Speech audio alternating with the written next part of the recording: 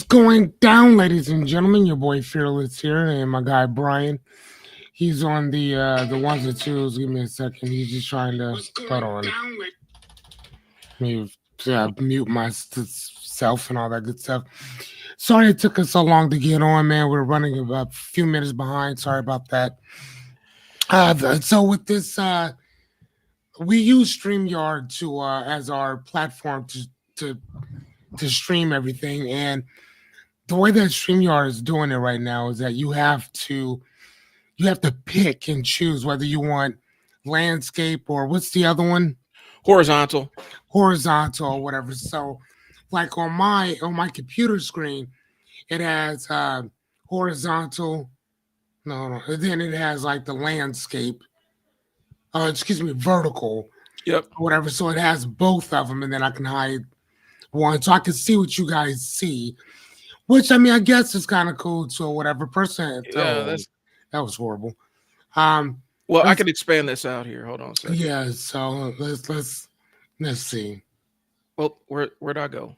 Yeah, you're gone, sir. Yeah, this is weird. Yeah, let's what's the old phrase? If it ain't broke, don't fix it. Yeah. So let's go back to what we were doing before, kind sir. There you go. And here, let's make it a little smaller. All right, perfect. So what's going on, everybody? Before we get started, how was your week? What are you reading? How did you feel about last week's conversation that we have? Oh my God, Mr. Fearless, I'm reading a lot of books. We had a great time last week. Or whatever. So I appreciate that very much. We're gonna keep doing this no matter what. So you fuckers might as well pull up a seat. I'm just saying. What about you, Brian? What books are you reading? How's your week been? Dad, how did you feel about last week? Go ahead, sir. Week has been progressing. I'm still on 10x is better than 2x because I'm kind of looking for a nonfiction book to supplement that too. Or 10x is easier than 2x, and so I'm almost done with that. I'm about to go back. Joshua? I'm about to go back to reading Traction. Traction is an interesting book about organizational thinking and how to put it up on the screen. All right, let me pull it up here. Please do. I got a billion tabs open, so you got. All right. Okay.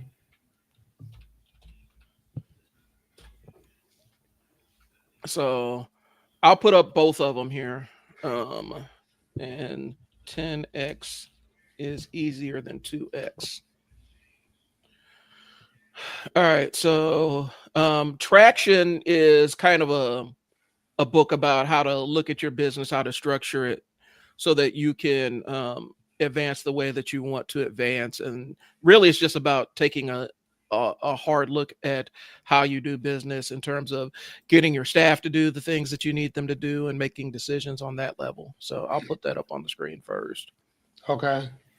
Yeah, no, please do. I just finished the book. I will put it up right quick so you guys can kind of see what I've also been into. And so I just finished a book called The Academic Affair. It's a nonfiction. No, excuse me. It's a fictional, kind of like a love story type thing, or whatever. Like I told you guys before, I personally love to read, and I like reading anything that's kind of fun. That's hold on, let me find it. Here we go. Bam, got it. Can you guys see that?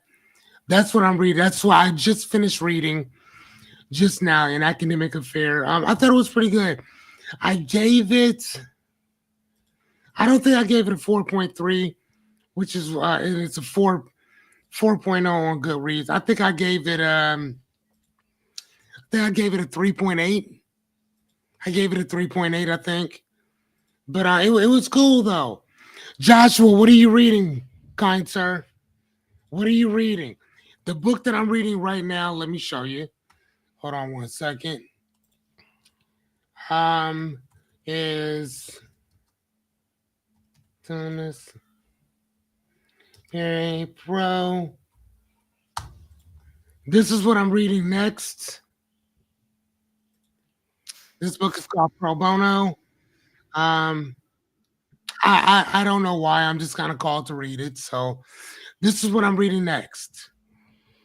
All right, and I'm putting mine up on the screen here.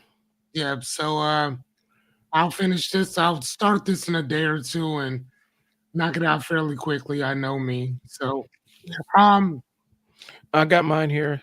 So what I'm on right now, the one I'm trying to finish up this week, and normally I'm a little bit faster with reading some of this stuff, but I'm kind of taking my time with this one and making notes and stuff. Yeah, for sure.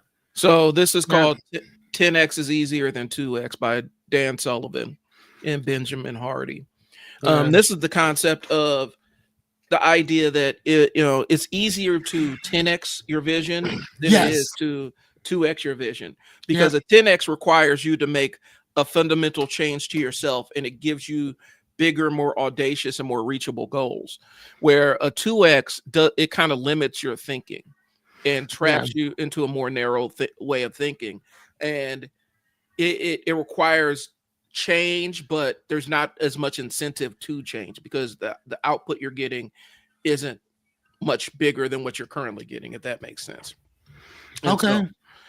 Yeah, you know what? Actually, that does make sense, because if you remember when I did my 100 Days, 100 Nights, so like that was something that was just kind of like, dude, like, you know what I'm saying? Like I put it out there. Like, hey, this is what I'm gonna do, and then you have to stick with it. And I'm not gonna lie to you, I was tired by like day 15, and I'm like, damn, bro, I got 85 more of these things to go. Right. So yeah, you're very much right though. Doing something at 10x is way easier. To me, it's easier to do it at 10x than at 2, because 2 doesn't really require any change. Right. 10x, to go from making no videos at all to doing it for 100 days, like at the same exact time, at the same exact hour, for an hour and a half, new material every single night. Man, show me somebody doing that right now. Right. Show me anybody doing that right now. It requires a big fundamental change in your behaviors and everything. It does.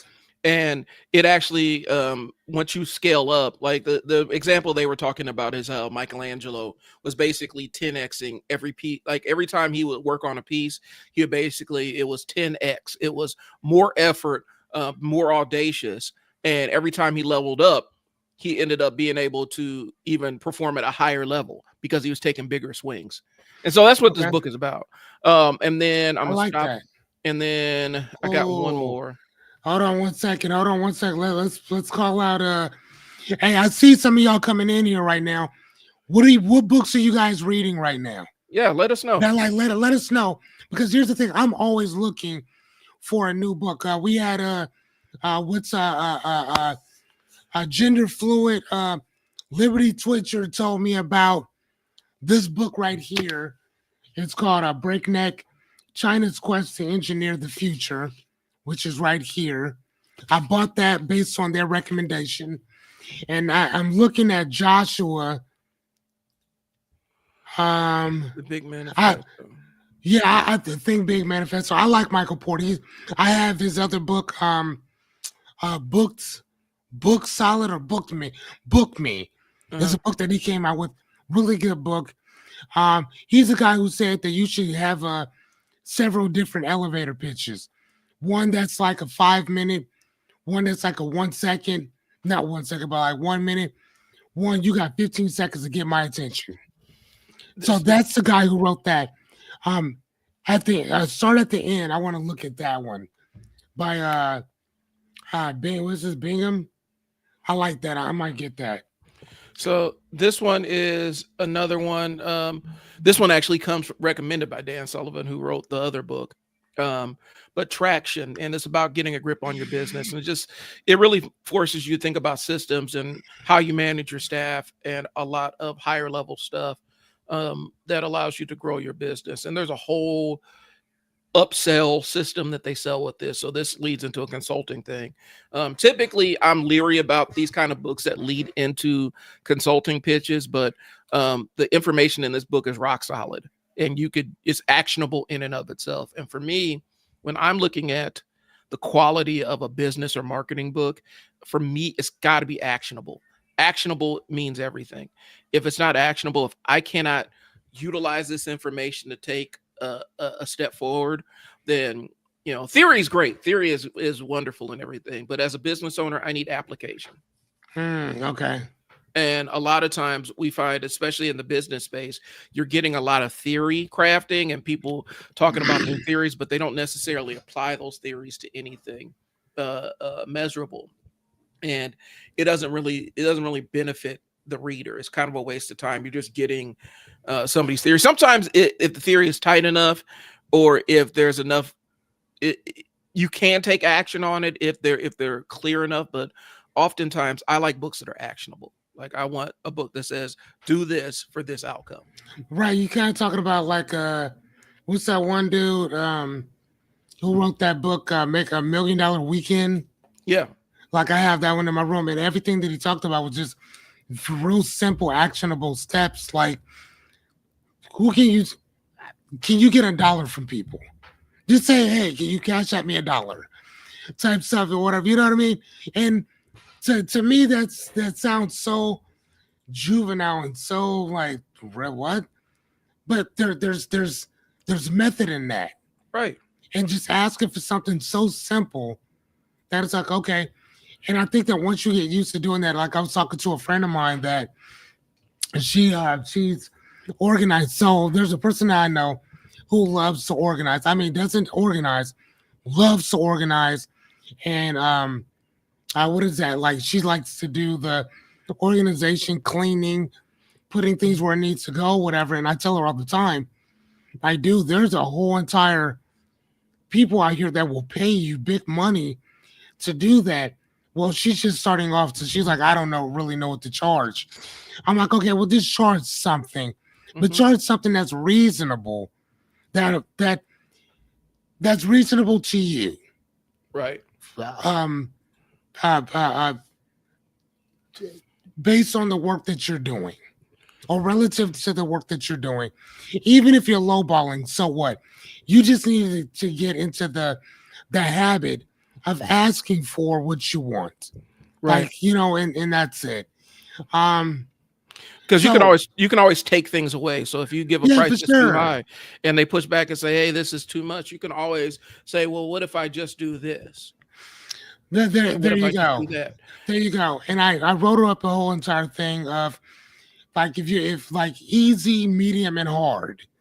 So for easy, the job is like 0 to 3 hours. The other one is 3 to 6 hours. The other one 6 to 12 hours. And each one has its own price point. And then I'm like, if you want to do, if it's just per project, again, how long is that going to be? And then you can show them what your price points are, and then they can choose it.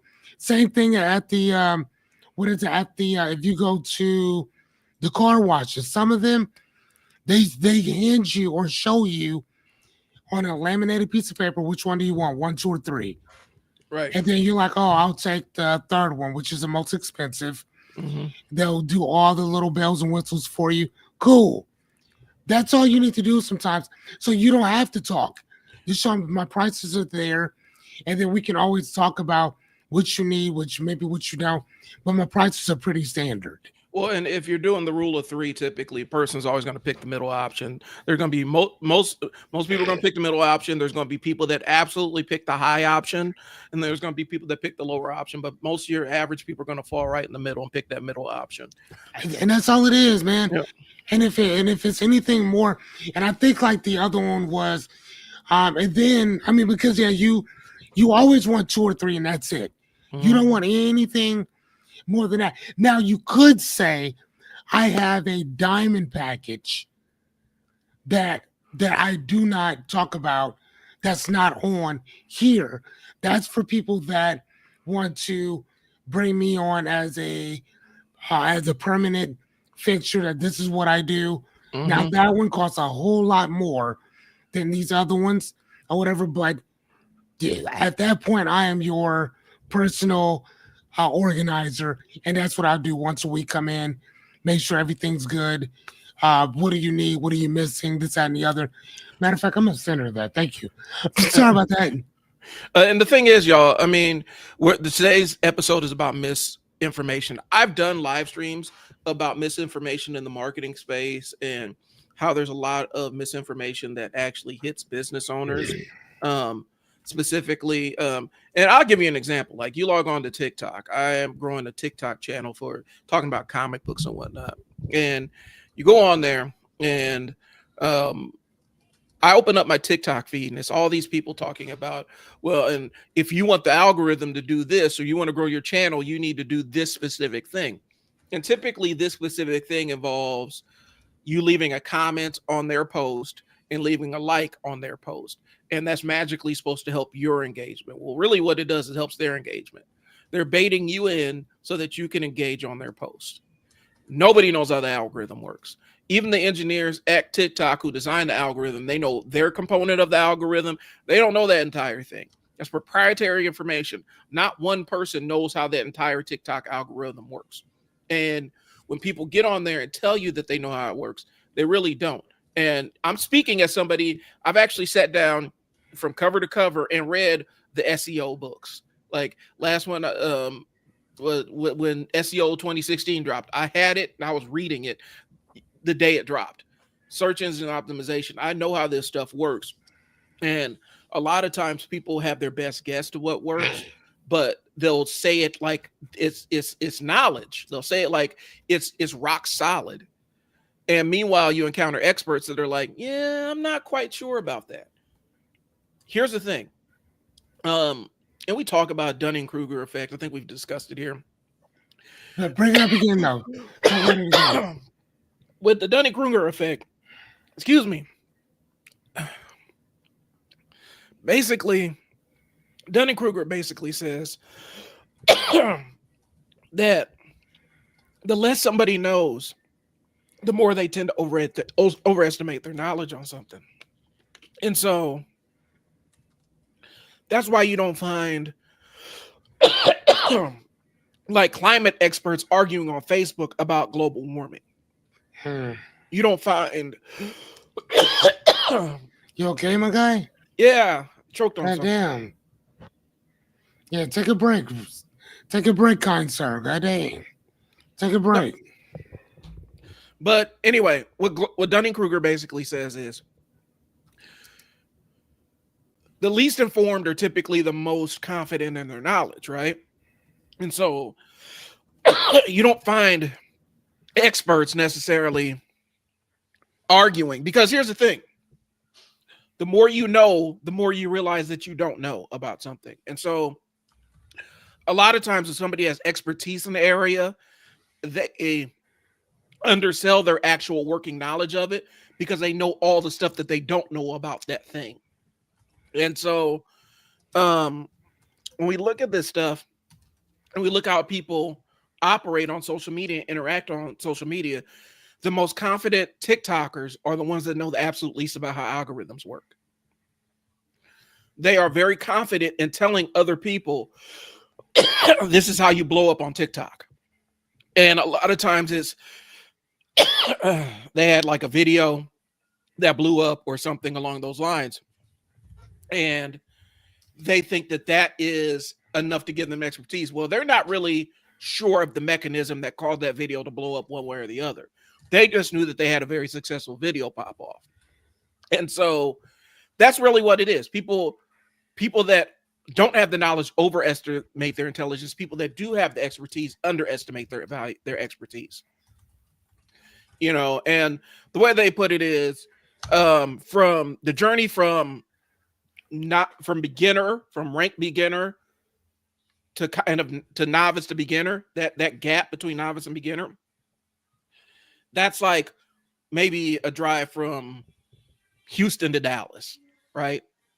It's long, but it's not too terribly long, right? From beginner to kind of intermediate, that's from like Houston to France. That's like a drive from Houston to France. From intermediate to advanced, we're talking Houston to Beijing, China, right? And then from advanced to expertise, that's like Houston to like Jupiter. Okay. And so it compounds, the knowledge compounds. And typically the people that are higher on that level, either they're not going to be in there arguing with people, or they're going to feel like, I don't know enough to talk about this thing intelligently. Yep. Even though their knowledge is far advanced. And for y'all listening, for those that are listening, when you're learning something, it's a very natural phase to go through a process of where you feel like you don't know shit, because that's part of the learning process, because you're learning what the edges of your actual knowledge are and where they sit and where they reside.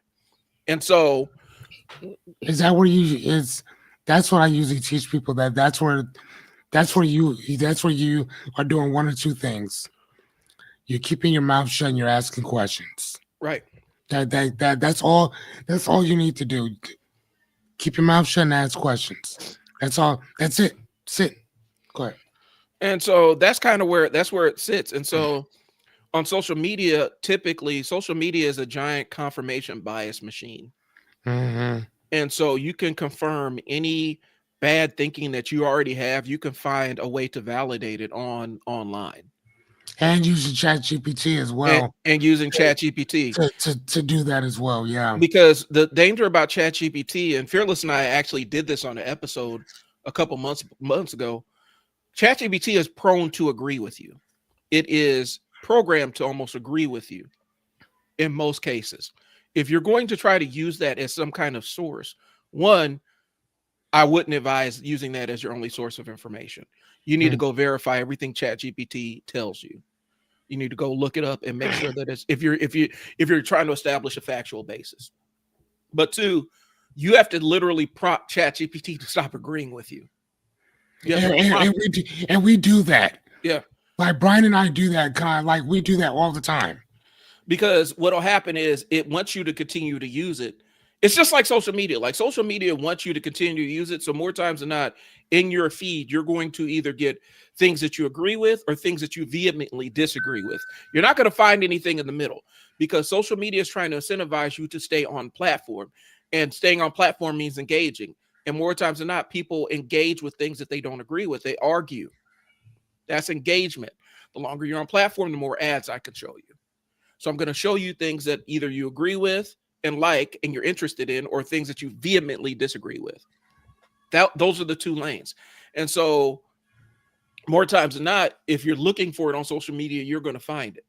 If you're looking for something, if you say something that's not factual, but then you go look to support that non-factual thing, you're going to find it online somewhere.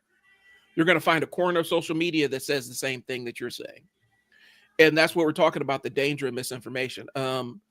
I know, from a marketing standpoint, I did a video probably about a year and a half ago. And I think I talked to you about this. I think we did this one where the guy is the guru. He's one of them gurus, one of the financial gurus that will have you in federal custody. He's a financial guru that will absolutely, his advice will have you in federal custody sooner rather than later. And he was up there talking about, would you rather have $2 million liquid or a 850 credit score? What? Yeah. He's like, would you rather have $2 million of liquid cash, or would you have an 850 credit score? I would take the liquid cash. And that's exactly what I said. Every day of the week. And the girl he was walking was like, I would take the million. And he tried to make her look dumb. I would take the 850 credit score, because with 850 credit score, I can go out and get this line of credit and get this line of credit and get this line of credit. And from a business owner standpoint, I'm sitting there like, and every line of credit that you're taking, you're paying interest on everything that you take out. So the money you're borrowing, you're paying a premium on already, as opposed to give me the $2 million. Give me $2 million and I will just go make magic happen. Well, basically what it is that if you give me $2 million, I can go get a CD and put a crap ton of that money in the CD, and then I can actually use that CD and borrow against it. And not even borrow against it. Yeah. I can actually open up a line of credit where I don't even have to pay the taxes on that money. Anytime that you have to pay the taxes on whatever loan they give you, you have to pay taxes on that. So if they give you a $250,000 loan, you pay taxes on that, not taxes, but interest on that $250,000 loan. Whereas if you have a $250,000 open line of credit, you don't have to pay taxes on that. So all that money comes out and that's yours. That's how Elon Musk gets away with doing this and the other, because he can just trade one of those stocks that he has to the bank, and he don't give a shit whether it actually comes out or not. But that's free income for him that he can actually use willy-nilly however he wants to. Now, Right. when he pays it back, which he will, again, it's not taxable, so he doesn't even have to worry about that. At 850, I have an 830 credit score right now, dead ass, no joke. 830, and I'm not talking about on Credit Karma. I'm talking about on my FICO, which you have to actually pay for that one. So it shows you what your credit is in real time. My Mhm. credit score is between 820 and 830 right Right. now. I'd take you could trash my shit and give me $2 million, and my lifestyle would not change whatsoever. Let me put this up on screen, Fearless, so you can kind of see what I'm talking about. Please. Because this is In 1 second, as you do that, Joshua, so let me ask you, are you reading all of these books all at one time? Because a lot of these books I've actually read myself or whatever. I'm just asking in general, are you reading all of these or have you just read them? are these recommendations. If they're Yeah, recommendations, that's dope. We'll take it. yeah, But for sure. He said juggling. Okay. I'm just asking because okay, so what is this? so Okay. this is the argument that I've seen. And sometimes people will utilize this as they call it a financial literacy test. And typically it's somebody Oh, that what? it's somebody that doesn't necessarily like a lot of this stuff is conditional. Oh, For hold on. $4,000 a week for life, depending on how long your life is. But $4,000 a week. So Okay, so hold on. So there's 4 weeks in a year, so that's 16,000. That's $16,000 a month. yeah. Okay, and we're talking about for life. So let's okay, hold on. Let me break this out because I like doing shit like this. Okay, so let's say $2 million, and so let's divide that by 16,000. It will take about 500 weeks for you to reach $2 million. And so how many years is 500 weeks? 500 weekaroos. If I'm Well, not it's mistaken. divided by 2. That's 9 years. Yeah. Because you divide that by 52 or whatever. So that's not it's about almost 10 years. Almost. Right. It's 9 years and 10 months. Whereas, and again, that money is gonna be out as so hold on. So let's take that. So what would that actually be? So let's divide. Hold on. So that's 52. Okay, so hold on. Give me 1 second. So 52 times, let's say 10. It's 520 weeks. Okay. So 10. All right, so let's do 6. We'll do 16,000. Hold on. 16,000 times 520 Mhm. weeks. Yeah. Yeah, I'd take that shit any day of the week, motherfucker. You just made $8 million within that time. And again, that's if you're still here within 9 years. So which one are you taking? I'm taking the C all day long. See, for me, All day long. for me, I in my the way I kind of approach it, I'm looking at the time value of money. And so I'm looking at how much is my dollar going to be worth in 10 years?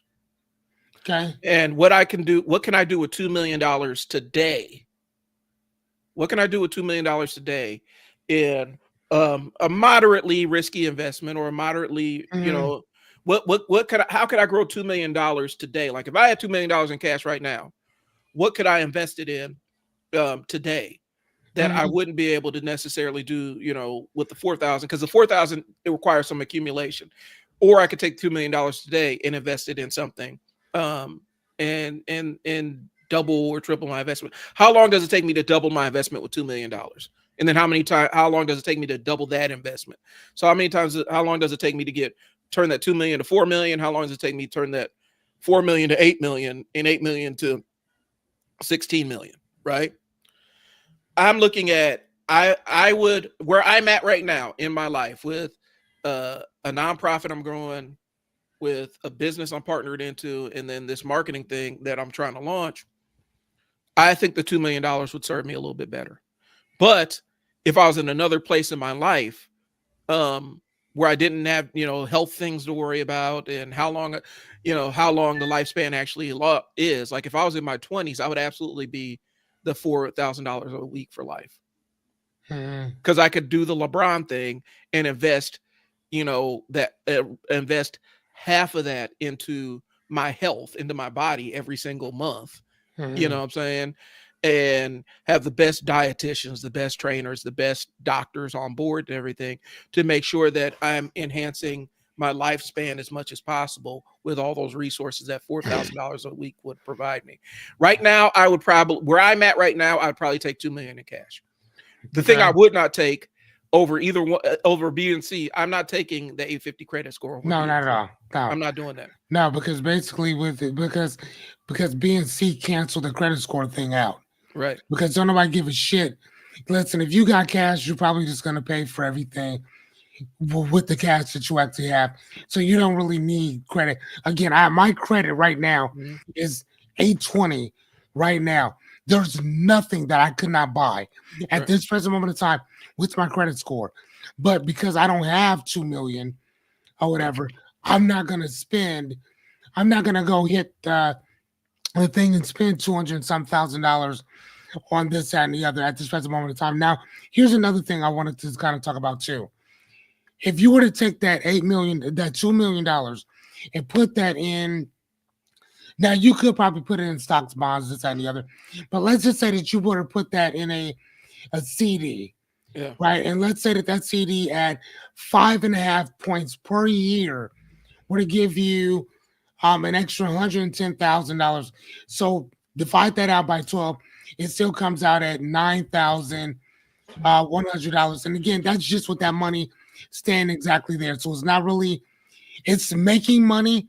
But the biggest point, again, that it is, bro, because I'm not just looking at what it is today. I'm looking at where it's going to be a year from now, 2 years from now, 3 years from now. That 2 million, for the most part, is going to stay at 2 million. It'll go up a little bit, but not as much as you would if you were to take the 4,000, because the 4,000, you can, to me, it's the equivalent of if you were to make, if you were to put the $2 million like in an account and just let it gain interest. That interest, for the most part, is going to give you anywhere from $8,000 to $9,000 per month. That's what the interest is going to give you per month. If you are making $16,000 a year, a week, that's $16,000 per month, right? You can still take that you can keep 8,000 yourself if you wanted to. Put another 8,000 in some type of CD or something like that.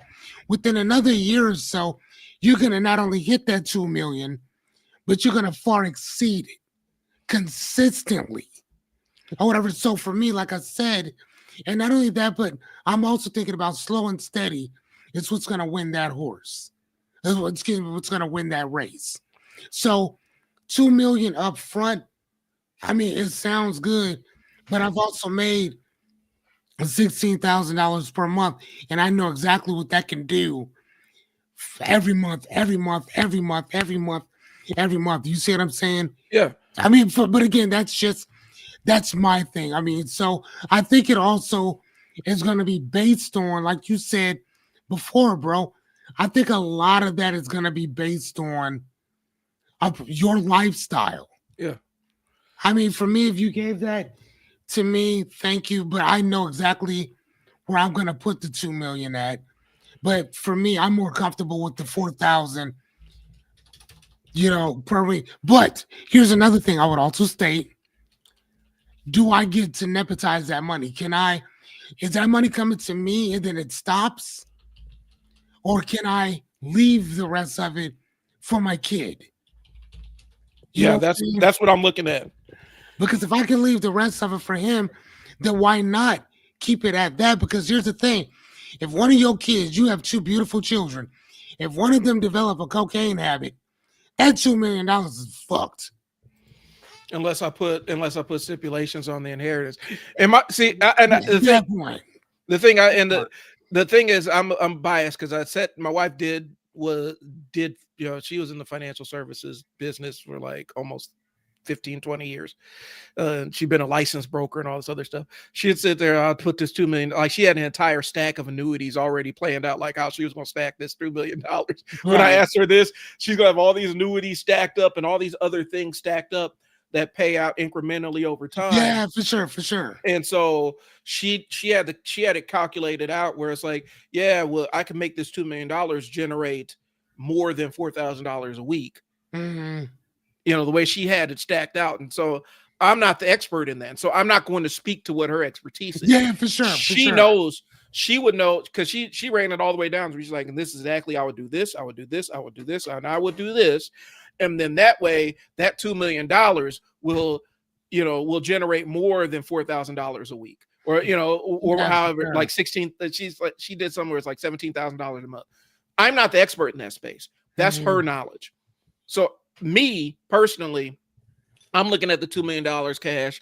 I'm looking at, like, I already got some health stuff. I'm looking at, I have an investment vehicle that already just needs the money to go into it. I already have a portfolio that I know how to manage and stuff like that. So I'm like, I probably would take the $2 million in cash right now. Okay. But I could see $4 million a week. Like, I would just have to structure because here's what my worry is. Lifestyle creep. Lifestyle what? Lifestyle creep. So, like, you mean creep, like lifestyle creep? Yes, lifestyle creep. So I'm scared, and knowing me and knowing how things work, I get $4,000 a week for life, right? I instantly incrementally, I start living the lifestyle of somebody that makes $4,000 a week for life, as opposed to a lifestyle of somebody who doesn't make $4,000 a week for life. And so I adjust my lifestyle up to where it's devouring that $4,000 or most of that $4,000 every single week. Gotcha. And so I'm sitting there like, I'd rather not deal with that temptation, because that's what happens to a lot of these lottery winners, man. When they start taking these payments out, they're like, I want the full payment and I want them to pay out the whole thing. Well, then they adjust their life up so that every year they're spending almost every penny of that lottery payment. And then, look at the publisher clearinghouse people. They had that thing where it's like $5,000 a week for life, right?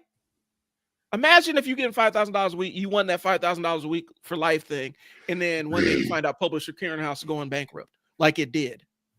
But now you already live in the life of somebody that makes $5,000 a week for life. How do you adjust back down from that? And so I'm looking at, from me personally, from a behavioral standpoint, just give me the cash. Let me pre-plan it for 20 years, how we're gonna make this $2 million double. Okay. And I'd rather do that than get acclimated to $4,000 a week. Okay. Every single week. Because if I got acclimated to just spending $2,000 a week, I'm screwed with $4,000 a week coming in. No, okay. No, I got you on that. So I think that the reason why, and again, like I said before, I think that a lot of this is based on, I think that a lot of this conversation is based on your own personal experiences. Exactly. When I know what it feels like to be homeless. Mhm. So, and I always tell people that however you are when you're broke is how you're going to be when you have money. Mhm. You know what I'm saying? So, however, think about that. However you are when you're broke is how you are when you have money. So, when I was homeless and I was sleeping in my car, and it was me and my kid, and he was shit, he wasn't even one, right? The one thing that I remember going through all that is I would go to what is that place? Jackson Street Bookstore. Mhm. And I would work at temp services. I would get money and I would take a small percentage of what I made and I would go there and I would go buy books. Right. That's what I did. So again, however you are when you got money or however you are when you're broke is what you're gonna be when you have money.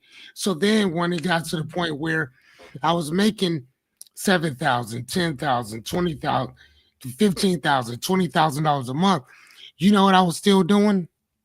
Buying books. Yep. I just bought more of them as opposed to going to, I would go to thrift stores and they have Omaha Thrift over in South Omaha. Man, they were letting you get books for like 11 cents.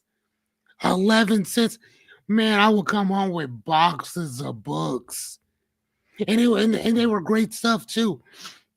And so that's always been my thing. Like this, I love to read. Mhm. So whether I had $1 million or I only had 1,000, you give me a book and a pen and a pad, give me a corner off by myself, and I'm cool. I Right. don't need a phone. I don't need any other gadgets and shit like that or whatever. So for me, that was my thing. Right. So again, I understand what it's like to be given or have $4,000 a week because I was making, like I said, 7,000 here, and then it went to like 10,000, then it went to 14, then it went to $20,000 a month or whatever, and I was still the same guy that I was when I was sleeping in my car. Yep. It was just that I went from having a couple books to like my house. My son was just telling me, Dad, it looks like we live in a library. That's So my point, son. So yeah, go ahead, man. so I was, and there's interesting, and then we can get into the conversation. But I forgot who I was. It was some cat I was on YouTube, and he was sitting there talking about, and it struck with me because it made sense. He's like, if he won the lottery, how he would do it. He's like, I would take 10% of that money if I hit the lottery and got my lump sum. He's like, I would take 5 to 10% of that money. Well, I think he said less than that. It'd be like 1 to 2% of the money because we're talking about some ungodly amount of money. He's like, and that would be my dream cash to go out and spend it on whatever I wanted to, so I can get it all out of my system. Yeah, He's like, I would go out and buy the most expensive whatever that I've always been dreaming about yeah, and just use that money. And that would be my money to absolutely just splurge on all of this other stuff. yeah, And he was already in the real estate space. He's like, then I would just go out and buy an apartment complex with a chunk of it. And he's like, and then the rest of it will get put into investments. But he said it was important. The reason why he put that in there, he's like, if I hit the lotto, if I absolutely hit that lotto, the very first thing doing, I'm allocating a chunk of that money so I can go out there and just spend it as recklessly as possible. So it's all out of my system, so that I don't feel like I should be able to do that with the rest of the money. It's like, because a lot of lottery winners, they never get out of that phase. They have more nope. money than they know what to do with, and next thing you know, they're opening restaurants. They've never Or been or business, or or or bookstores. they've never been business owners a lot of times, and what happened is that's their first foray into business. It's some big money, some big thing that absolutely chews up money. I've done Mhm. marketing for business. I've done marketing for restaurants. I've been on the back end of the restaurant thing. I was going to be invested in one to a degree, from a marketing standpoint, and the back end of a restaurant, that is, every day is like a crapshoot. Like it's hard to figure out which ones are successful, because ones you think are successful really aren't, because the margins are so crazy and Mhm. anything. And so he was saying people get into these endeavors and they don't know what they're getting into, and they have no working knowledge of it. And they think, well, I just got enough money it'll just keep bailing this thing out. And eventually Yeah.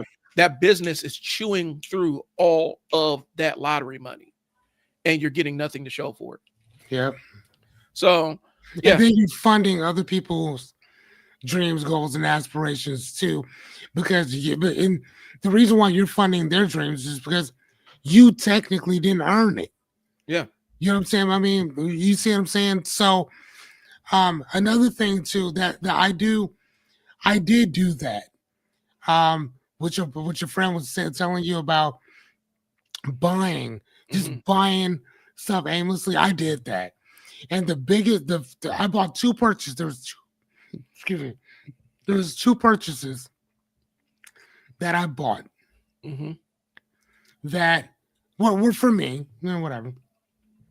Besides shoes and books, I bought my dream car, which was my Tesla, and I bought my dream motorcycle, which was a 2012 Victory highball motorcycle. Right, those are the two things that I purchased that were the things that I actually wanted. Everything else was kind of like icing on the cake, but those two things were the actual cake itself. Now, there was a pair of shoes and oh yeah, I bought every pair of Jordans every retro pair of Jordans you can think of. I have them all.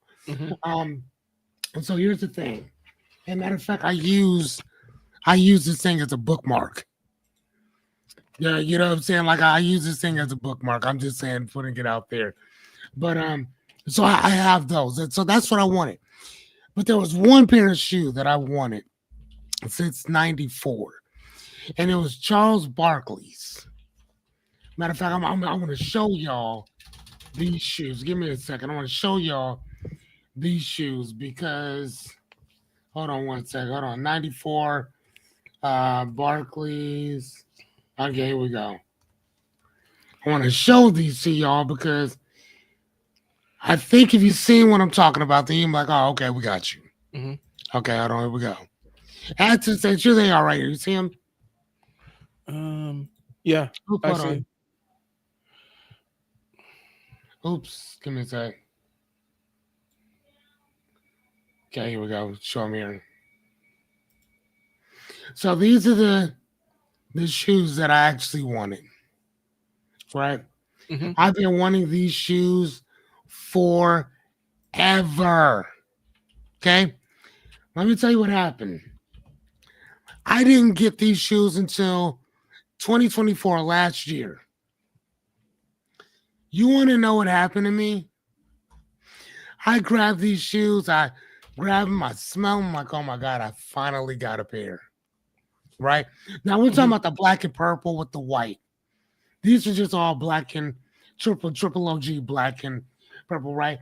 So I get them. And Brian, I'm like, oh my God, they smell good. They look even better in person. Dude, I'm about to rock the shit out of these. I put my foot in. I'm like, oh, okay. They fit and snug. My foot, the rest of my foot don't fit. Oh, no. The rest of my foot does not fit. And it was so anticlimactic because I'm like, I wanted these shoes for the last, 30 years?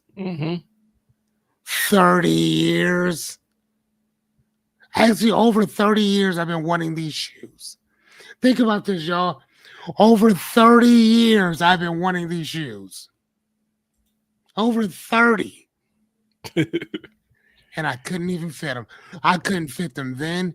I can't fit them now. So that's the thing that I love about being humbled on some shit that in your mind, you might be like, oh, this is what I want. This is what I want. But sometimes when you get it, it don't fit. It ain't your shit. So I can admire this beautiful shoe from a distance, but I cannot admire this beautiful shoe on my feet because they don't fit. Yeah, for me, it was this before Ye went off the deep end, but it was the Red Octobers. Like I wanted them. Just as they had them. Hold on. Let's look that up. Red October Shoes. Okay, hold on. Okay, and these are the Yays. Yeah, this is the Air Easy when he was with Nike. That was that collaboration. Oh wait, I wanted them. these MFers are 90 something. They're not 90. They're $9,000. Yep. Is that real? Is that a true? Yeah, because you go to StockX and you can get them for 7,000. No, StockX they got them for 800. See, I got them for 7,000. Let me pull up what I'm looking at. So here we go. But anyway, that would be my insane splurge, right? And oh my god, I couldn't in a million years. There's not at all. So like if you had the money, you would buy these. that would be one of my splurge items, like one of my. That is insane. I know, and that's what I'm saying. It would be one of my items that I would have on Oh my god. Lottery splurge. Like it would be a couple of very specific things. Because I'm not a big jewelry guy, but I like watches. So do I. And I would have probably have a chunky little watch. I am not Mr. Luxury car. I just like I like a nice car. And so I'm not Mr. Luxury cars. And so I'll buy a fully tuned out whatever. And so, but that would be it. But the thing I probably go nuts on is barbecuing stuff, like backyard kitchen with the highest end smoker that I could get my hands on. You know what I'm saying? You know, the backyard with the TV and all that other stuff in the backyard. So it's just where you could just kind of hang out. That's what I would spend money on. And so that would probably be my splurge item. But Joshua says watch guy. Yeah, yeah, watch guy. That's the only thing. Like I'm not flashy in any way, shape, or form, but that would probably be expensive kicks and maybe a nice watch. And that would be my big, huge splurge. I'm like, I came into some money a couple of years ago, and my splurge item, like this is gonna date me, but my big splurge item was buying myself a PS4. That was my big splurge. Like, oh, I bought myself a PS4 because it's something I didn't want to spend that money. I couldn't justify spending that kind of money on myself. In my mind, like there are more important things for me to spend that money on. I got you. I mean, but you also got kids too, so yeah, which everything priorities. Yeah. You know what I'm saying? So now I get that. You know what's so funny though, dude? If you would have told me that we have extra PS4s around here, I would have just given you one. Oh, word. That was no joke. I have a PS4. I'm not even joking. 1, 2, 3. No, so in our house, I think we have 4 or 5 altogether. 3 in which weren't even being used. So we were just giving them away as gifts to people. As a matter of fact, I think we still got one downstairs in our basement. See, and that's what I'm just saying. Like my son doesn't play it, I don't play it, and I got my own in my room. So I got the 4 and 5 in my room. So yeah. I might have talked to you about that because I'm looking at like I'm right now I'm torn between do I want to try for PS5? I'm really like I love playing video games, but I don't like paying for video game systems because there's something about the video game system. Like I'll for an accessory on a car or something, fine. For a camera, okay, and so I'm sitting there like, okay, do I want to get the PS5? Do I want to wait for the PS6? Do I want to get this? The PS5? The PS6 is not coming out for quite a while. Or do I want to wait until next year and get a Steam box, the Steam machine? What's that? So Steam is Steam is the online, like for video games, is for where gamers go online. It's a big store front where it basically has all most of the PS games, most of the Xbox games, except it's playing on a PC. So it has the PC version of all the games. Okay. And so Steam is actually coming out with their own, like they have the Steam, like the Steam Deck is the handheld device, but they're actually coming out with their own, basically it's a gaming PC in the form factor of a video game console. Okay. And so it gives you access to, I think they said last time was like 140,000 games in the Steam library. that you can buy and download. Hmm. And more times than not, all the stuff that's exclusive on PlayStation comes out for PC around the same time. If not, it might be a little bit delayed, you know. And Xbox, all their stuff is already pretty much on PC.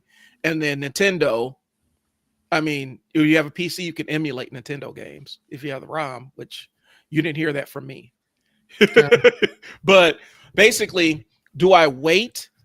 Do I get the PS5? Do I wait for the Steam machine where like literally I can get all the PC versions of all these games? I don't have to pay every single month to play online. And all I have to do is just tweak it and tweak the settings to make sure that I'm optimized for each game. Like there's a lot of different things I'm thinking of, but that's where I'm at right now with my video game system. Like, Oh wow, okay. But yeah, I've been playing on Steam, a couple of games on Steam on an old PC, and I like playing on Steam. That's kind of tight. Like I said, it's really a gaming PC that's meant to be plugged into your TV. Okay. And so that's why they're playing it like on there and playing it on there. Mm-hmm. And you could use it like you could use it like a regular computer or mostly gaming. It's optimized for gaming. And for me, I guess the only reason I wouldn't have it is like if I was playing 2K or something, because the 2K community on PC is kind of big. But I'm not even into 2K like that, and I don't play Fortnite. I don't play Fortnite, and in Destiny, I have my PlayStation for that because you can't play Fortnite or Destiny on it. But I'm not playing those games. So. Cool. All right, cool. But yeah, I'm considering this. Fearless is what I'm. No. Yeah, it looks it's kind of cool, bro. Because you can like. Yeah, it doesn't. So they got the Stream Deck. They got a controller thing around here, Stream Machine, and the Stream the VR headset. Yeah, the VR headset. And Steam is one of the biggest video game libraries you're going to find. Like there's hundreds of thousands of games in there, old, new, anything. Really? And they don't cost as much, in my experience. Okay, so it says that the Stream hardware family officially explains in early 2026, just like Stream Decks are all optimized for gaming on Steam, and they all are designed to help players get even more out of their Steam library. Okay, so that's what I'm looking at. So we are far afield. Okay. So what we're talking about before we got on here is we're talking about the minefield of debating on modern days and how much misinformation is out there. And the one that Fearless was talking about is the myth of what is it? The Africans selling Africans into slavery and stuff, and how that argument has been completely stripped of any nuance. And presented as a raw fact in and of itself, where there's so much nuance to it. The nuance almost disproves what's being said. That's one. Two, the concept of saying Africans, like Africa isn't a bunch of countries. Right. And weird generalization. That's two. And then my contention, my addition on it is, well, even if what you're saying is true, even if what the person is saying, even with the racist, because a race, I mean, I'll be honest with you, that's a racist thing to say to somebody. That's racist. That's racist on its face. It's racist when you dig into it. But but and the reason why though is because you're broad stroking a whole entire continent, and then you're linking everything and everybody together.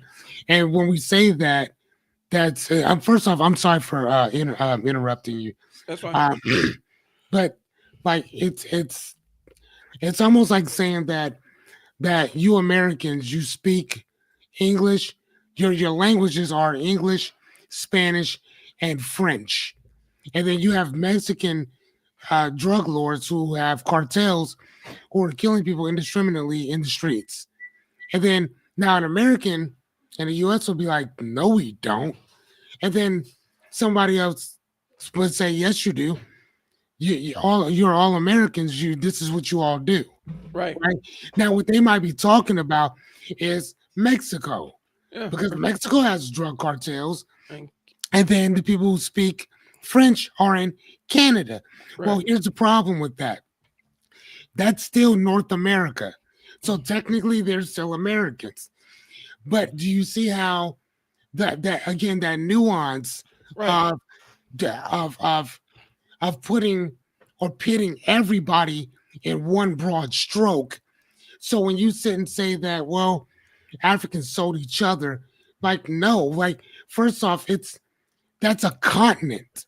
Yeah. And within the African continent, there's 54 or 55 if you count North Sudan as a country, which some people do, or whatever. But let's just say, for argument's sake, it's 54 countries, 54 African countries. That's 54 different USs inside of there. So, and that's just one country, not 54. That's one country in Africa. So if people in Colorado don't do anything near the same thing as people in New York do, why do we link everybody in America together? Right. So if you wouldn't do that state by state, why would you do that country by country? Well, So stop that shit. well, and the term for it is a thought terminating cliche. Mm. It's a simple kind of trite phrase that's meant to end a conversation and shut down critical thinking. So it's kind of a semantic stop sign, if you will. And then it also utilizes heuristics, which is mental shortcuts our brains use. Okay. And so thought terminating cliches exploit heuristics. Okay. And so the debater's double burden is you got to debunk the cliche before you can debate the actual topic. And Correct. so the concept about this is there's a couple of things about this entire, well, Africans sold each other and the slavery thing that we got to touch on, right? Okay. One is a thought terminating cliche. It completely lacks nuance. It's meant to shut down any conversation regarding the culpability of Europe and the Americas in the triangle trade, which that's one. Okay. Two, there's a false equivalence between specific tribes in Africa participating and this entire infrastructure of a European slave trade system that was built. They weren't key components of it. They just happened to be a cog somewhere along the wheel. And you're talking about a relative handful versus millions and millions and millions and millions of Black people that were stolen and kidnapped that didn't have anything to do with other Africans. Okay. And so it does paint Africans as a monolithic identity. And it paints them as a monolithic identity that didn't exist in the 15th through 19th century. There's hundreds of distinct ethnic groups. Okay. Hundreds. And so it's like saying, well, Europeans killed Europeans in World War II. Yeah. It's technically true, but it's reductive because you're not necessarily saying who specifically was involved in it. You're just broad stroking it. And you're acting like these weren't independent, like there was no independence of where one group was doing this and the other group was not participating in it. And so this idea that, and here my take on it is, if you're not, you ain't got no business buying people no way. What you buying people for? Yeah. If you came to me tomorrow, if you stopped by my house tomorrow and said, hey, Brian, I got 3 people that I'm selling, I'm going to tell you, get off my doorstep. I don't care if I got the money or not. I'm calling the cops. He's selling people, man. What are you doing? I'm not going to buy nobody. Like, you know what I'm saying? There's a moral, you're moving the moral culpability of the people that literally reduced human beings' lives to tallies on a ledger. Right. So my point of talking about this is the misinformation that we do and that we have in general. So it's not just the African thing. It's not just the American thing. It's broad stroking a whole entire argument to fit a particular narrative that without that particular nuance, your argument is going to fall apart.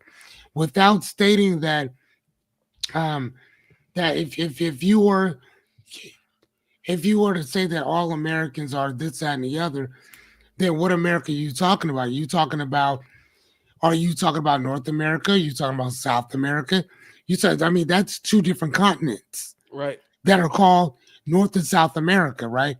So out of 7 continents that we have, North America, it's 2 continents.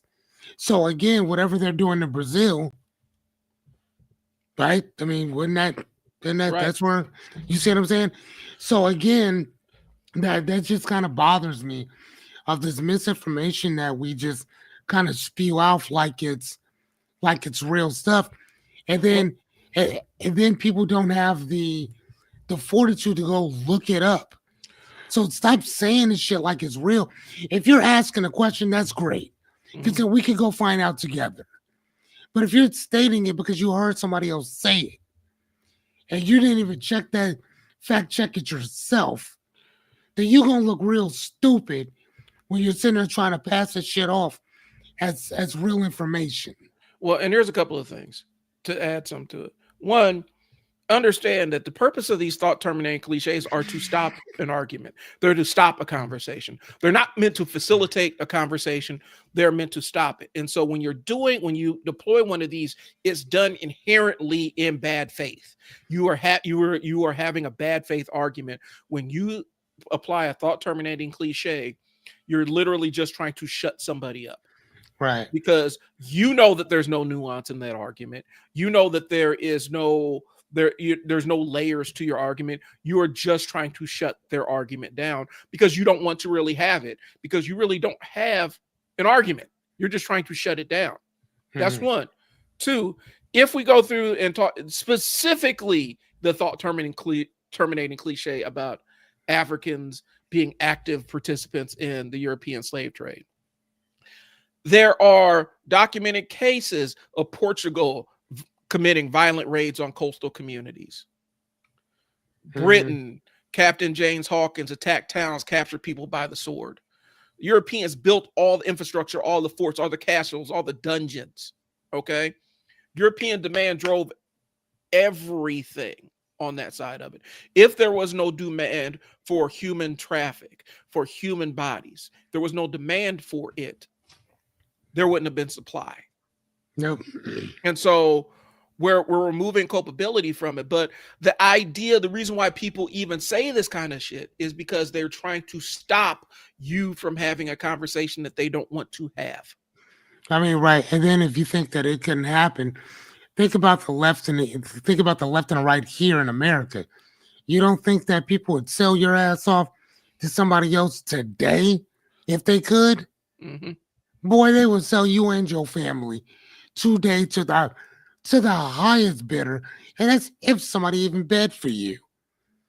You will be sold today for two Snickers and a French toast sandwich. Right. I mean, like, boy, your life don't mean shit to some people here in the U.S.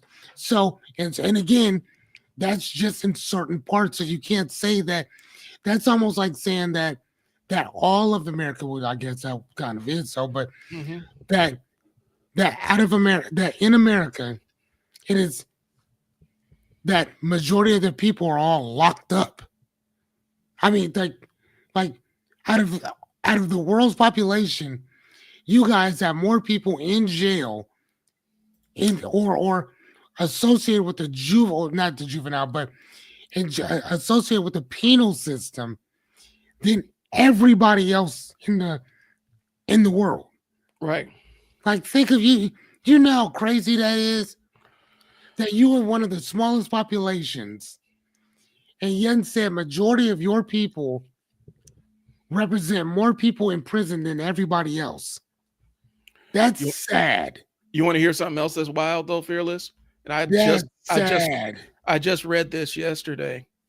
They're talking about, and what's happening is our prison population is actually decreasing. And cities and states are being sued. Yeah, our prison population is actually decreasing. It's down. I think it's somewhere like 12 to 24% somewhere. I'm not quoting the exact number, but it's down. And you know who's panicking? Prison systems. The prison system is. And so what happens when you see a drop? Now, this is my conspiracy brain kicking on. So we have a noticeable drop in the prison system, and private prisons specifically are the ones that are complaining the most, right? Of course. So what do? You go ahead and you make a lot of people, you make a wide swath of people illegal so that you can detain them. What's happening right now in the streets? What are we seeing? We're seeing mass incarceration of undocumented people. Are they throwing them in jail or are they kicking them out of the country? They're throwing them in private prisons. They built private prisons across the country. A lot of the private prisons are now transitioning to immigration centers. Is this an opinion or is this a fact? This is a fact. You can look this one up. Oh, dude.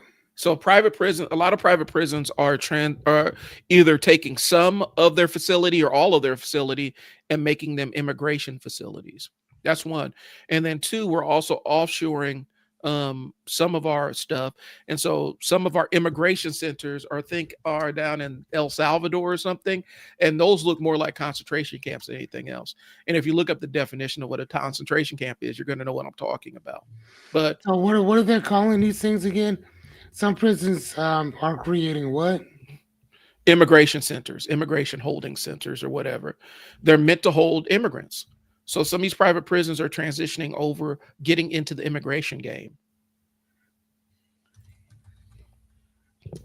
So you're going to look up private prisons and then immigration. The very first thing that pops up, private prisons company enormous windfall. American Civil Liberties Union says it. Jay Powell, one of the legislators on Congress, is urging DHS to stop using private for-profit prisons for immigration. Oh my God. So listen to this, brother. Listen to this. Multiple forces are driving this. Declines in traditional prison populations or some jurisdictions making existing prison infrastructures underused or idle. Underused or idle. The federal government, via ICE, expanding detention capacity for non-citizens, including reopening or repurposing prison facilities rather than building entirely new sites. Many contracts and companies' statements indicate unused facilities are being reviewed for immigration detention use. Private prison companies see immigration detention contracts as a growth area and are actively lobbying and positioning for facility conversions. Dude, what the fuck? Whenever, and this is for our viewers that are watching, whenever you see a massive shift in law enforcement when you see a massive shift in federal law enforcement priorities, you need to look and see who's getting paid. That's the first thing you need to look at. I'm asking you to use that critical eye. Whenever you see a policy shift from a law enforcement perspective, you need to see who's getting paid, whose bottom line is being met. Right now, all this immigration stuff is propping up the private prison industry, because the private prison industry has seen a decrease over the number of years in the number of inmates that they've held. And one of the things I know about running residential facilities is the worst enemy of a residential facility is an empty bed that you're not getting a per diem on. My beds in my residential facilities, we used to have a per diem so that we would hold it for kids that were on like if we had a kid that needed a bed, we would hold a bed in case there was an emergency placement, a kid was getting out of a bad situation, they needed to place somebody. And so we were getting a per diem to keep the bed open. So in Nebraska, minimum state security it's in Nebraska, a minimum security state facility, the McCook Work Ethic Camp has been converted or has been converted into an immigration detention site. In California, the California City Correctional Facility, previously a state prison, has been reactivated in 2025 as a large immigration detention facility. Jesus Christ. Yeah. And so that's what I'm talking about. So when you see this kind of stuff, and the other side of it is now when we start talking about the morality of this, of a private industry that's incentivized to jail human beings at the same time while cutting costs in every single way imaginable, what do you think gets cut first? Food, basic necessities, hygiene products, all those things get slashed first. But when we talk about the morality, this is where we start seeing the thought terminating cliches start coming out. Well, they shouldn't have been here illegally. Those are the kind of things that come out. You know, well, if they would have just stayed in the country that America destabilized, because I mean that's the other side of it. If they would have stayed in the South American country that was intentionally destabilized by the United States, they'd be fine. And so we start seeing these kind of things, the thought terminating cliches pop up where it's just a quick, pithy cliche that's meant to stop any kind of conversation around the topic, because typically you're making the person you're talking to uncomfortable and they don't really have a defense. And so they'll just shut it down. So I'll throw out a couple of thought terminating cliches that we kind of see on social media. Do your own research. Let people enjoy things. Hey, hold on. I want people to see this. Go for it. What I'm looking at. So I'm asking which prisons or correction companies are being publicly traded. So right now you can go to a Geo Group Inc., which is a prison correction company or whatever. Right now, at this present moment of time, their stuff sank, and then it's steadily rising back up. So you can actually invest in their stuff right now for $14.72 per share. Mm-hmm. Core Civic Institute Incorporated is also in there as well. Now they're kind of down in the red, but don't even trip. They're going to bounce back up too. So there are a number of publicly traded companies in the private correction and detention sector. Here are two more of the major ones. So these are the two major ones when you look at the when you're looking at NASDAQ and all that stuff or whatever like that. These are some of the ones, whatever. Now this used to be Corrections Corporations of America, but then they had to change their name because of all the lawsuits and all the other stuff that they had going on or whatever. But these companies are publicly traded. So they're basically making money off of other people's crimes. Yep. Now I want to say that again. These people need, and that's the reason why these people are suing the state right now, because they don't have enough people to throw in prisons. And I want to say that again.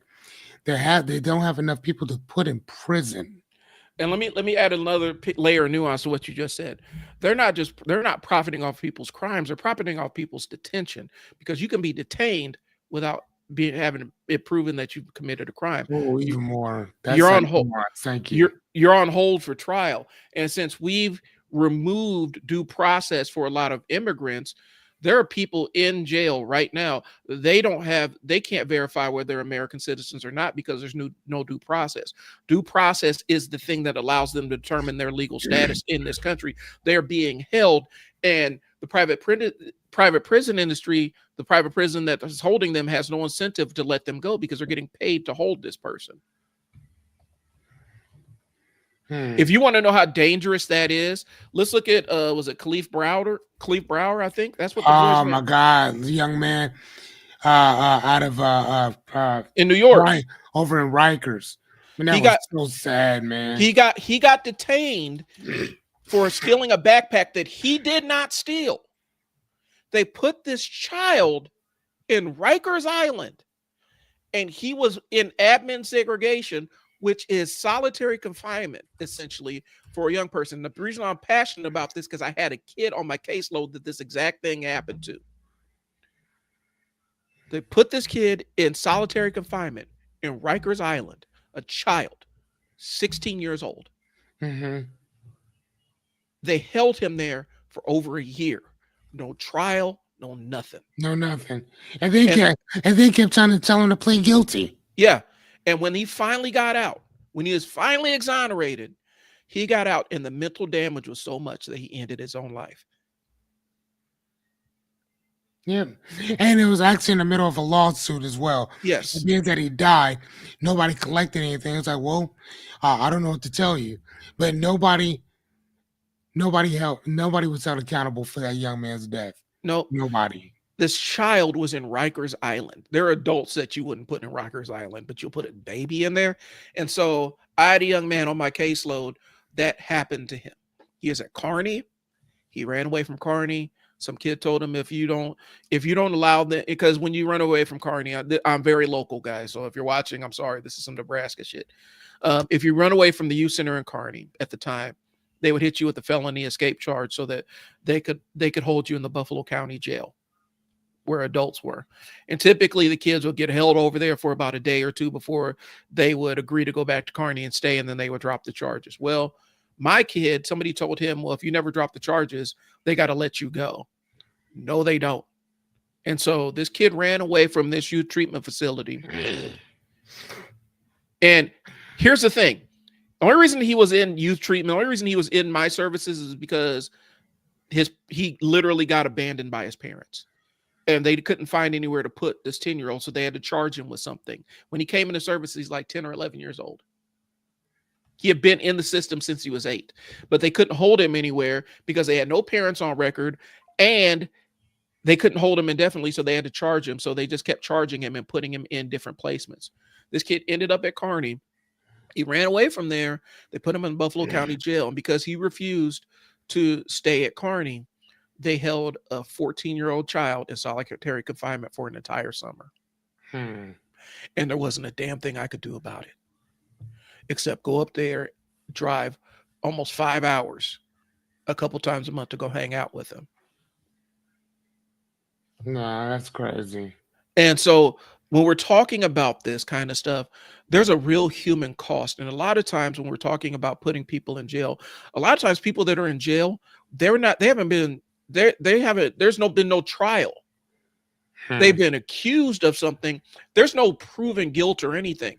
They're in jail waiting for their opportunity to prove whether they're guilty or innocent. And now immigrants, they don't even get that opportunity since we've cut out a lot of the due process laws.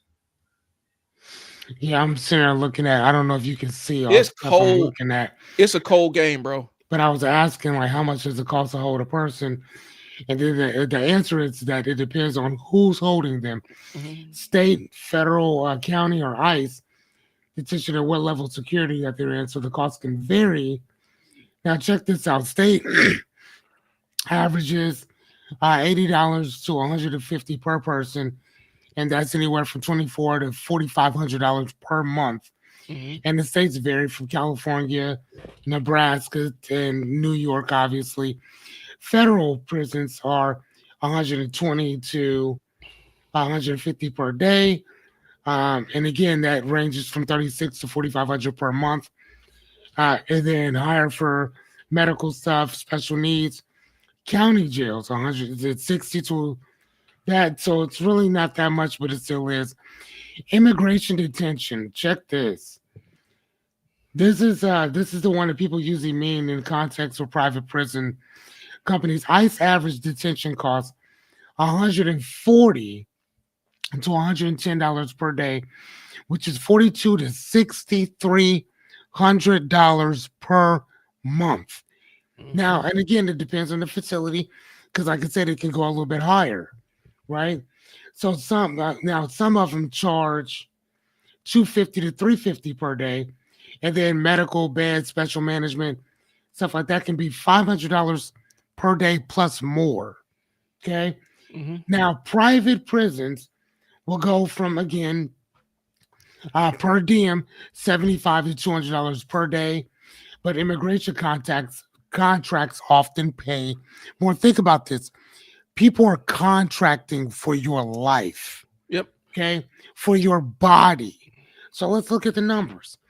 $150 to $300 per day, depending on security level and medical staffing. They also include management fees, transportation fees, intake fees, guaranteed. Listen, watch this. Guaranteed minimum occupancy clauses. Mm-hmm. Now look at this, y'all. Y'all reading this shit the same time that I am. So it's not like I looked this up before you. You're seeing this in real time as I'm seeing it. Correct? So let's blow it up. Oh, yeah, go ahead, please. Or whatever, right? So again, let's look where we at. Why does it cost so much? Well, the bill includes housing, food, clothing, medical care, staff salary, which is the largest cost.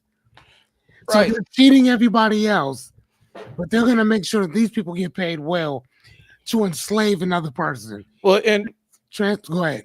peep game. So here's the thing. So the difference between the for-profit and the nonprofit side of things. When I was running my nonprofit residential facility, as a nonprofit facility, we actually had to, there was accounting where we had to spend a certain percentage on making sure that our residents were fed, cared for, had clothes, had all the resources they needed to be successful. And we went above and beyond. Like, you know, there are a couple times where I ended up spending things out of my own pocket just because to do things with my kids, you know, to make sure that my kids had stuff. And it wasn't because there was lack of money. It was just because, hey, I'll take care of it. I don't want to put this on a budget line item, right? Okay. In a private prison, when you're a for-profit residential facility, your margins are everything. I'm talking cold business right here. I'm talking cold business right here. It's the same, and the same argument happens with retirement communities. So retirement communities fall under this too.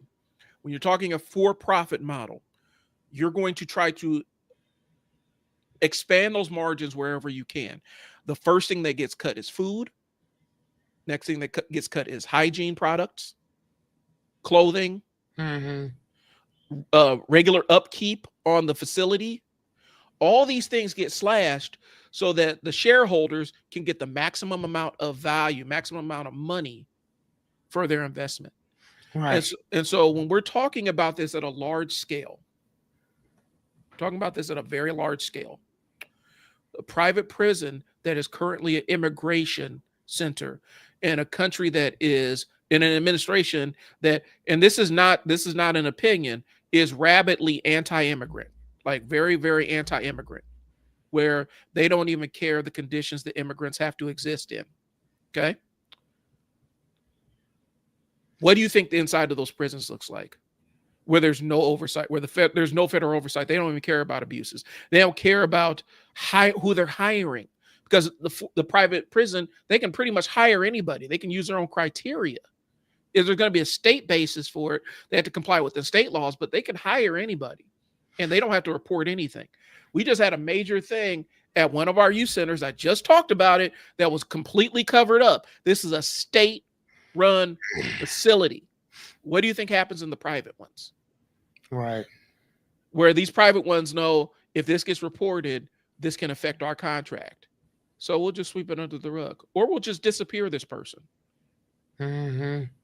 We'll transfer them somewhere else, or we'll say, oh yeah, they had a medical emergency that we couldn't address.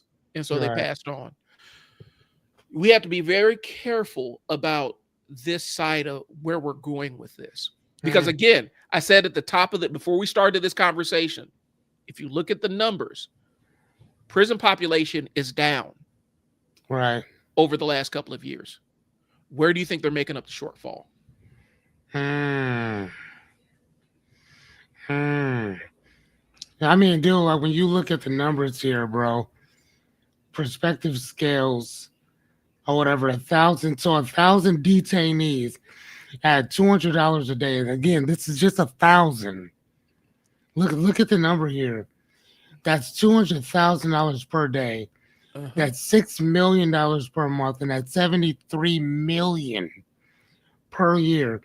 That's why detention contracts are extremely lucrative for private operators. Yep. So this isn't, and again, if you want more breakdown, I could break it down. Which companies get the highest per person, and again, cost for juveniles, which is much higher. Cost for solitary confinement, what ICE actually pays specific facilities near you. I mean, Crazy. y'all, like this.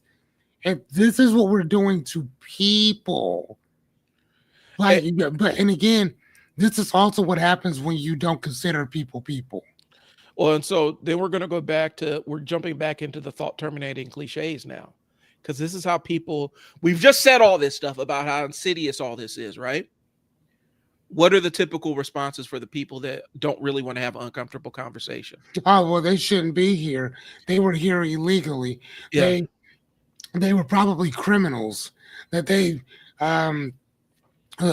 newborn children. Yeah. Newborns are criminals as well. They got here illegally.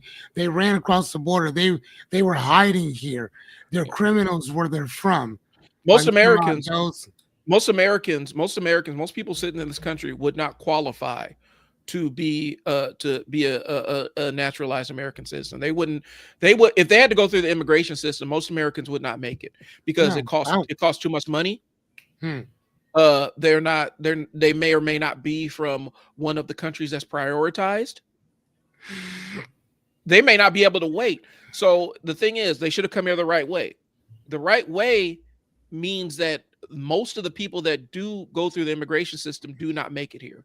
Either they don't have the money or they will not survive where they currently are. And specifically the population we're talking about was it El Salvador and stuff that we're seeing coming up through South America. We are responsible for destabilizing a lot of these regions because we wanted access to the resources. Why do you think we're at odds with Venezuela? You know what Venezuela has? You want to know what Venezuela has? What do they have? Oil. They got a lot of oil. Really? Nigeria. We're riffing with Nigeria. We're threatening to send in troops to Nigeria. You know what Nigeria has? Oil. So when we say, oh, they should have come here the right way, oftentimes the right way means, think about it like this. If you were in a country and you knew that staying in this country, there was a good chance that you and your family weren't going to make it another 2 months without being captured, tortured, and killed. How long are you staying in that country? I mean, it's like, yeah, no, you gotta go. The next day I'm gone. I don't care what I face going to it. And understand, there's a swath of Central America that is literally impassable. You can't drive trucks through there, and it's one of the most dangerous stretches to navigate on foot in the world. And people are braving that. Either they're going around it in boats or they're trying to walk through it. They're doing that to get here. Why would they be doing that? You think it's because it's so great? It's so great scrambling for jobs and stuff when you get here? No, their lives are in danger. And so when we say they should have come here the right way, for a lot of people, and for a long time, there's a racial quota on this too. If you didn't pass the brown paper bag test, you wasn't going to get in this country. And I would imagine that they probably quietly reinstituted that racial thing, because you look at some of the prioritized countries, you're looking at like European countries and stuff like that. Okay. So when we say thought terminating cliches, we're talking about they should just come the right way. If they don't like it, they can go back. I've been told to go back to Africa multiple times just because I'm black and have an opinion online. Where am I going to go? All right. Y'all brought me here. Me and my family. My family was mostly through Kentucky. Now again. Yeah. Which country? Yeah. What country am I going to? Which country are you gonna go to? What region? Because even then, my ancestors weren't necessarily from a country; they're from a region. Right, that region even exist? Within a certain country. So, what country? What region? That's almost like you should go back to America. Perfect. Which state? Are we talking about North? Are we talking about South? Well, we're in America. Just go back. We're a nation of laws. Where? I Right. would love to, but where do I go to Omaha? Do I go to California? Do I go to Mississippi? Do I go to New York? Do I go to Arkansas? Like which part of? I mean, my family comes out of out of St. Louis and California. Hmm. So which one? Pick I, one. my family, Perfect. But which where in California? right. Where in you know what I'm saying? Like there's so many nuances to this that it's kind of like, bro, y'all should shut the fuck up. Well, and a lot of it is like, the other one I'm running down the list of thought terminating cliches regarding this immigration thing. Like, we're a nation of laws. Are those laws applied ethically? Are they evenly enforced? Even your most cynical person will tell you that the laws in this country are not applied evenly.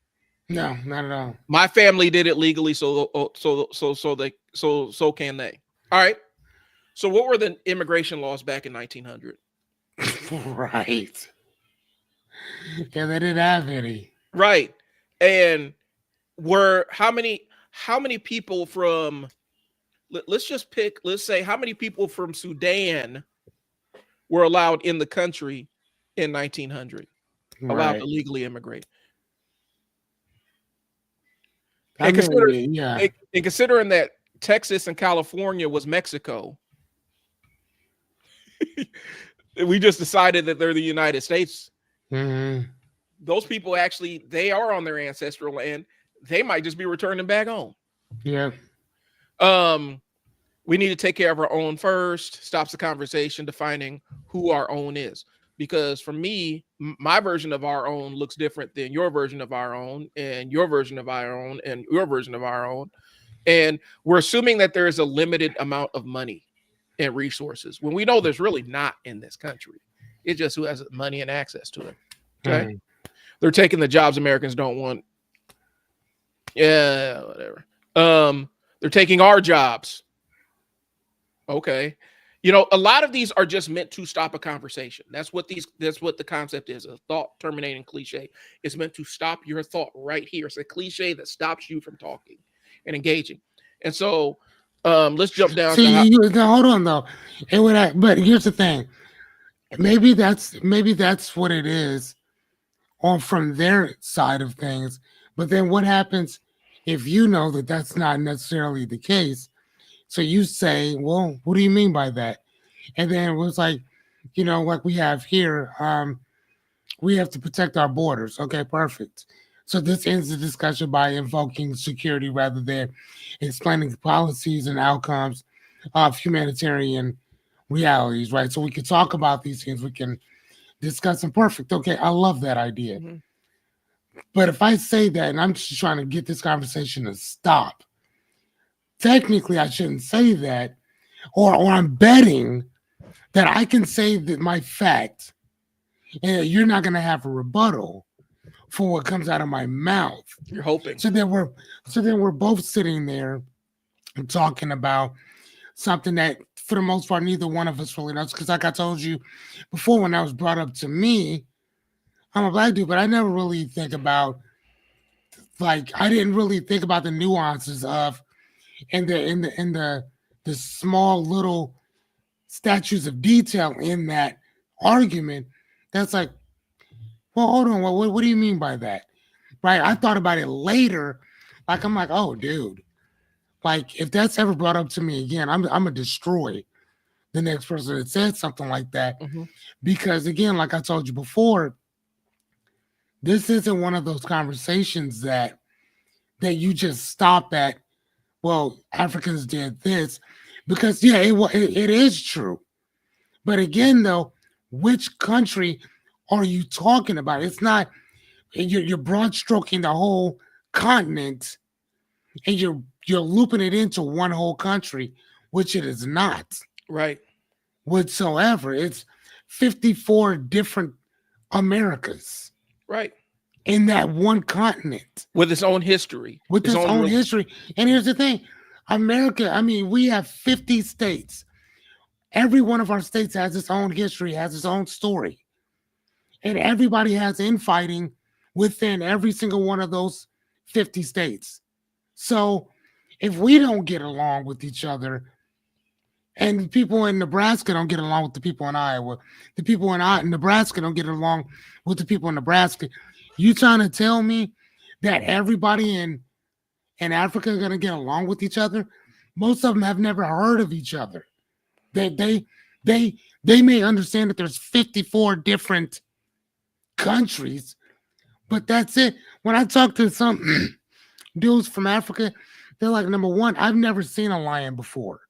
I've never seen a tiger before. Y'all think Africa's a zoo. I ain't never seen any of this, which led me to believe that how many people live in America who've never seen Statue of Liberty? Right. I've never seen it. I've never seen the Hollywood sign either. Never seen it. And I live in this country. I've never seen it. I've never seen the Grand Canyon. I've never seen the Niagara Falls. All these things are in this country, and I've never seen it. Well, peep game. So we talk about Africa. People think Africa is just like just a big jungle or whatnot. Lagos, Nigeria is bigger than New York City. It has a bigger population. Mm-hmm. You know what I'm saying? The estimates have, New York City's population is estimated to be around 20 million. And I'm not even going to read the AI one. I'm not reading the AI response. I'll go get the actual numbers. But Lagos, Nigeria, if I'm not mistaken, has a larger population than New York City. Like, I mean, right, but bro, can I say something real fast? Yeah. No, go ahead, go. I'm gonna show y'all. It's what I'm saying. Well, now and that's what I'm saying. It depends on what numbers we're looking at, because if you go to Wikipedia, they're lowballing it. But if you go on the online version, they're saying, well, Lagos, Nigeria is bigger than New York City. This is why we check sources here, because they're saying Lagos, Nigeria can anywhere between 15.4 million to 23 million people. That's a pretty big variation. And New York's population is around 20 million people. But what we're saying is, when you make the assumption that Africa is just jungles and all this other stuff, there's a good chance that the main city in Nigeria is bigger than the city that you live in. Yeah. I mean, so look at this. So the population of Africa is approximately 1.5 billion. Right. 1.5 billion. So let me explain to you guys just how big this is. There's how many people do we have in the U.S.? Like, let's say 380 million. I think it's 380 some odd million. No, it's not even that. Not even close. Hold on. 140. Okay. So you're about 40 million off. So again, this is how many people we have in the U.S., right? So that means that Africa has 1, 2, 3. They have 3 or 4 times more people in Africa than we do here in the U.S. That means that you can fit the United States in Africa and then double the amount of people that you have, and it still wouldn't be as many people as Africa has. Right. And it still wouldn't be as vast as Africa is. So yeah, it's easy to be like, yeah, all these people stole millions of people, because we already had billions of people over there. Let me show you something real quick. It was hundreds of millions at that particular time. Go ahead. I need to pop this up on the screen because people don't quite understand this. Go ahead. So this is a website called True Size Of. I need to get these things off. Oh yeah. I love that. So True Size Of actually shows the actual size of countries. Okay. I want y'all to see this. Africa, I can just about fit China, India, and the United States in pretty comfortably. Yeah. That's how big Africa is. Look at this. That's how big Africa is. Okay. And okay, hold on. I want to make that bigger, man. That's beautiful.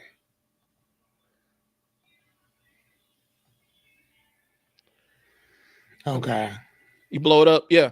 Yeah, So yeah, I when we did. talk about when we use general terms about what goes on in Africa and the history of Africa and whatnot, you're talking about a country that dwarfs the United States.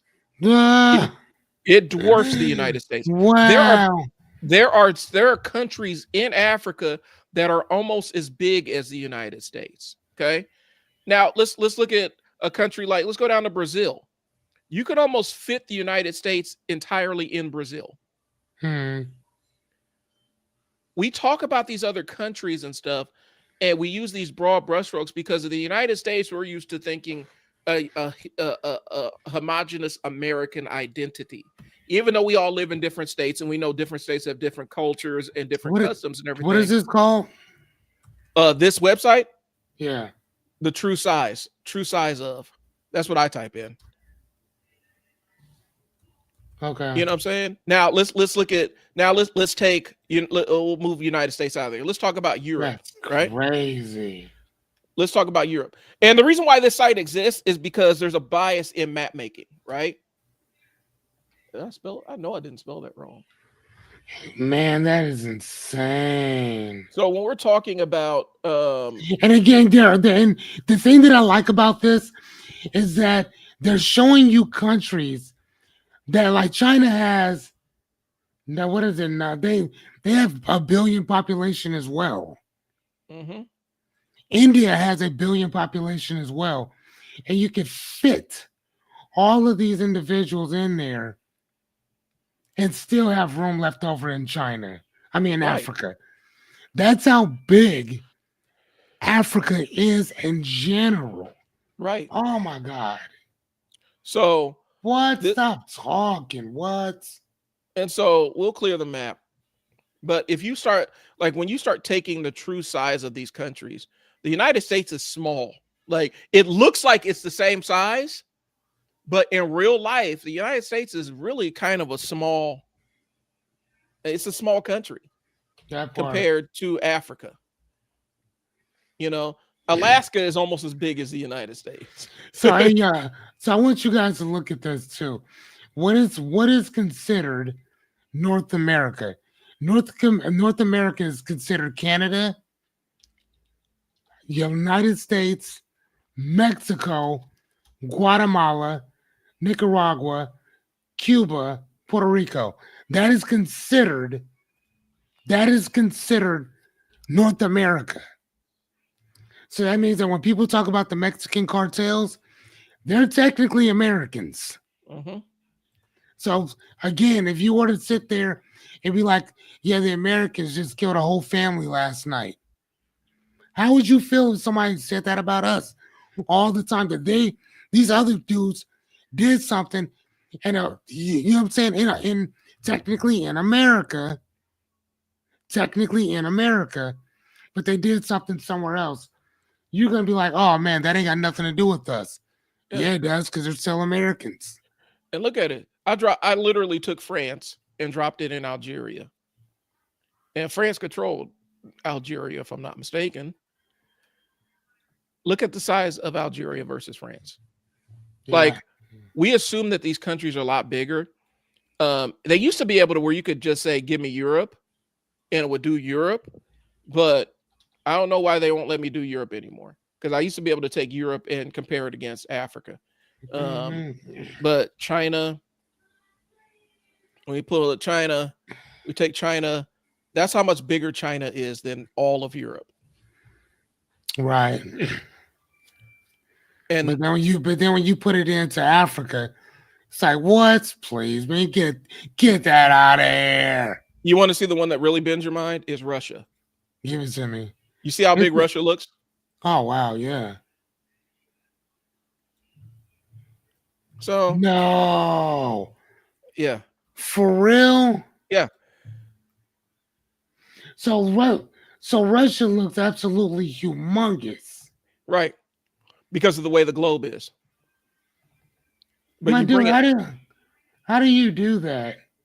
How What? do you bring it where how are you clicking on it and it's just So I'm putting the name of the country in. So I'll say, give me a country here. Brazil, right? Okay, so I got Japan. Where's Japan? Okay. Okay. Oh wow, Japan is tiny. Yep. But you type in Brazil. Let's take Brazil to the United States, right? You watching? Do you see Brazil, that? yes, You see that? that is huge. You're right. And then we take Brazil over to Africa. Brazil's a big ass country. Brazil's humongous. But you wouldn't think that because you would think that Brazil is You just would think smaller. that Brazil is a really small, little, impactful, small little country. Right. Brazil, outside of Africa, Brazil has the highest population. I think it has the highest population of black people in the world I outside can of see Africa. that, and I But never thought it was that big. right. So what we're saying is this. Our perception of the world is a lot of times is filtered by how we see things. The world's a lot bigger than what we see it as. Africa is all of these countries that you see here. It's not just the homunculus of Africa. So the people in Tunisia wouldn't have any idea what the people in Angola are doing. Correct. They might never see an Angolan. He said they may not have even seen one. They definitely That's sure as funny. hell don't speak the same languages. That part, no. And so when we talk about slavery and stuff like that, you're talking about kind of just this part of Africa right here. Can you see my cursor? You're seeing Yeah. kind of the west coast of Africa. Okay. Mhm. And so, and I've read the etymology on this. More times than not, black people are going to be descended from any of these countries that are along the coastline. I mean, yeah, that would be a lot easier because you're not grabbing. I mean, and again, even when you look into the DRC, Dominican, what is it, Republic of Congo. Congo, again, it's right off. It's right off the. It's right off the ocean. Right. So again, when what's homeboy's name? What's homeboy that went there? Portugal. No, what was King Leopold? Where was he from? He was from Belgium. Belgium. Let me put in Belgium. Yeah, but yeah, where's Belgium at? There's Belgium. Where's So Belgium? Hold on, where's it at? You see, you should look on the screen. It's that little green blip. That's so crazy that little ass country, that little ass dude, Belgium. I know. I'm just looking at where did you find Belgium at? I just typed in Belgium. Oh, okay. I know, but you had to find it from somewhere, didn't you? Yeah, it's in Europe. Europe. So, okay, hold on. Yep, it's right north of France. Okay, France, north. Okay, north is up. Yep. So it borders France and Germany. Okay, you said up though, right? So that's United Kingdom, that's Denmark. You're going to have to zoom in a little bit because Belgium's so small, you're not going to see the name if you're zoomed Oh out. wow, I'm looking right at it. That's great. What? So they little bitch asses went all the way around there. And then wow, dude. Right. Just to go start trouble with somebody who ain't got nothing to do with you. Right. Because diamonds to extract the wealth. And then people that live there, they ain't thinking about them diamonds because the diamonds grow there. Like it's like you live in a tomato garden. Your house is surrounded by tomatoes. Them tomatoes don't mean nothing to you. That's crazy.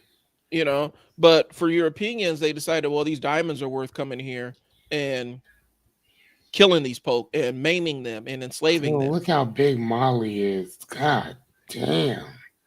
So, guys, what we're saying, if you stuck with us this long, what we're saying is our vantage point in the world is very limited.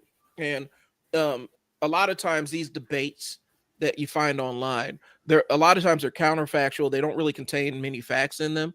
But then you also, when you start dealing in fact and start speaking factual information, that's where you run into the thought terminating cliches where somebody will just say something short, pithy, and wrong to try to stop the conversation because either they don't have the facts or they just want the conversation in because it's uncomfortable.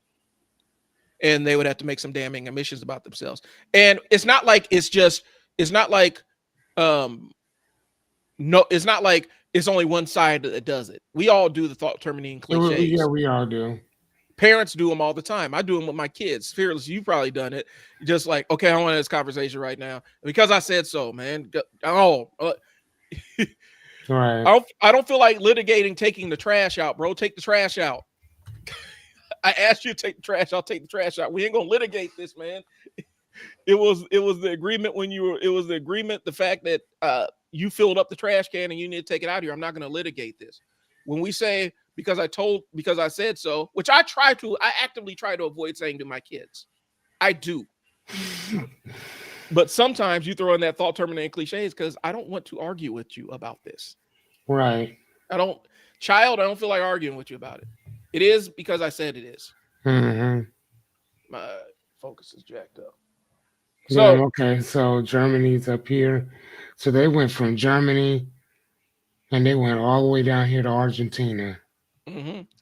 So let's go through here real quick, and then we can start our signing off stuff, and let's plug. Yeah, let's go. How to recognize a thought term and cliche in action. It ends the conversation rather than advancing it. It sounds wise, but provides no actual reasoning. Easily memorized and repeated. Feels satisfying to say, like you're putting some finality on the statement. Relieves cognitive dissonance for the speaker. Dismisses complexity with oversimplification. Shuts down further inquiry. And used to avoid engaging with specific arguments or evidence. Those are thought terminating cliches. You see them all the time in conversation online specifically. People will even jump into a thread of conversation that is happening between other parties and throw out a thought terminating cliche. Mm-hmm. I don't understand the purpose of it. The conversation was happening without you. You're jumping in to try to stop it. But the conversation would have continued without your knowledge anyway. We don't need your permission to have this conversation. Right. But we see them all the time. And so that's what we're talking about. And a lot of times when we're talking about misinformation always comes bundled with a thought terminating cliche because they'll say something that's wrong and then throw a thought terminating cliche in so that you don't have to dig into it. Ergo, the slavery, Africans sold each other into slavery.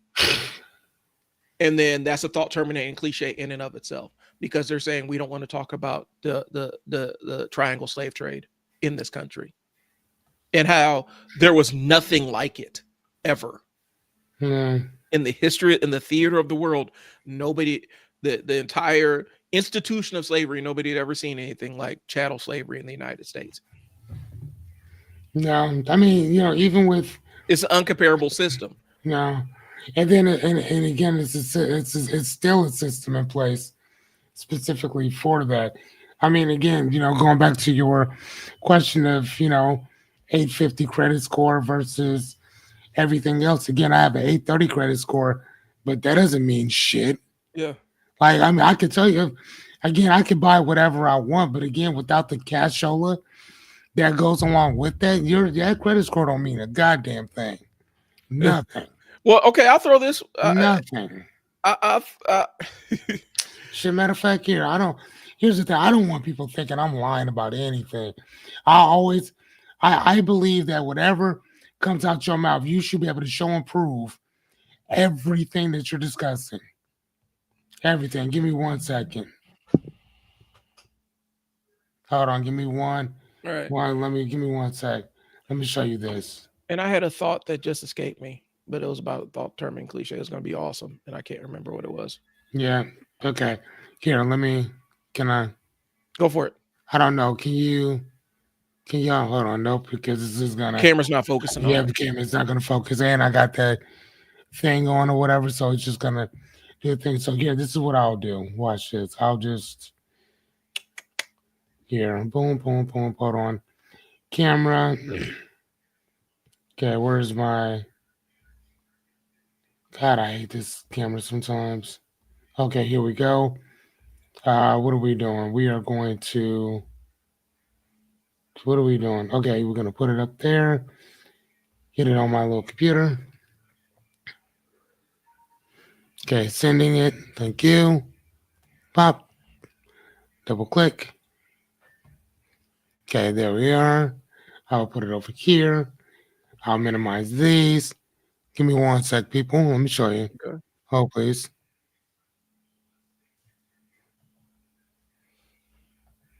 Screen share, true size, window. Bam, here we go. That is my credit score.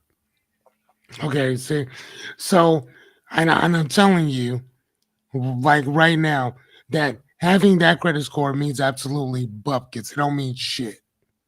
It just means what it tells people is that I pay my bills on time. Mm-hmm. That's what it tells you, that I pay my bills on time. Okay, that's what it says to you, right? But it does now. Does it say anything else? No, not whatsoever. No. And that's what, and the idea of it is, again, when we see the misinformation, people throw it out there so that they don't have to have the conversation.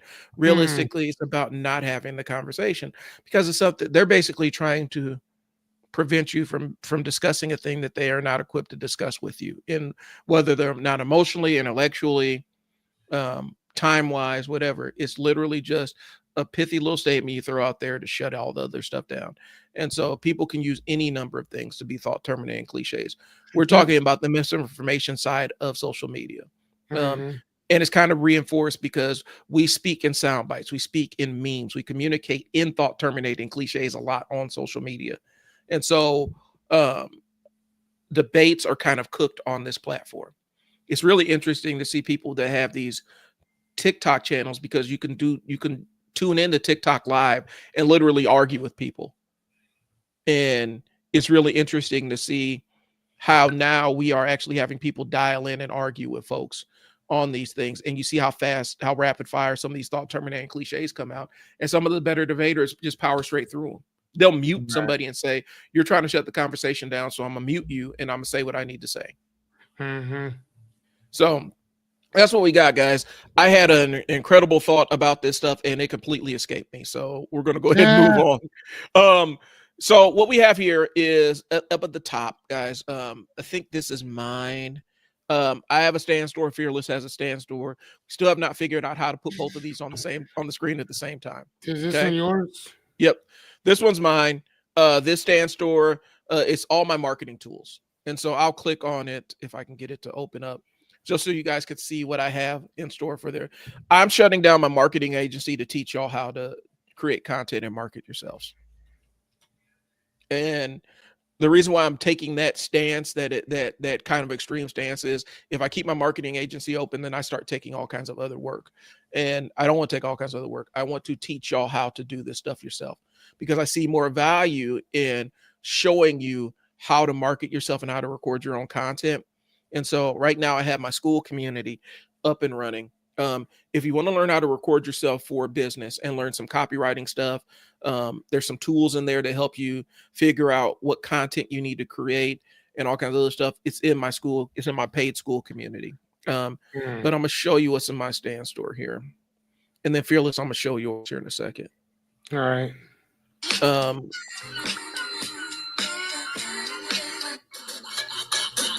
Sorry, I'm trying to shut the shit off. All right. There we go. So this is my stand store. I have a 5-minute video scripting system. Basically, it's a template that lays out all the video scripting. Oh, nice. Okay, I like that. In there.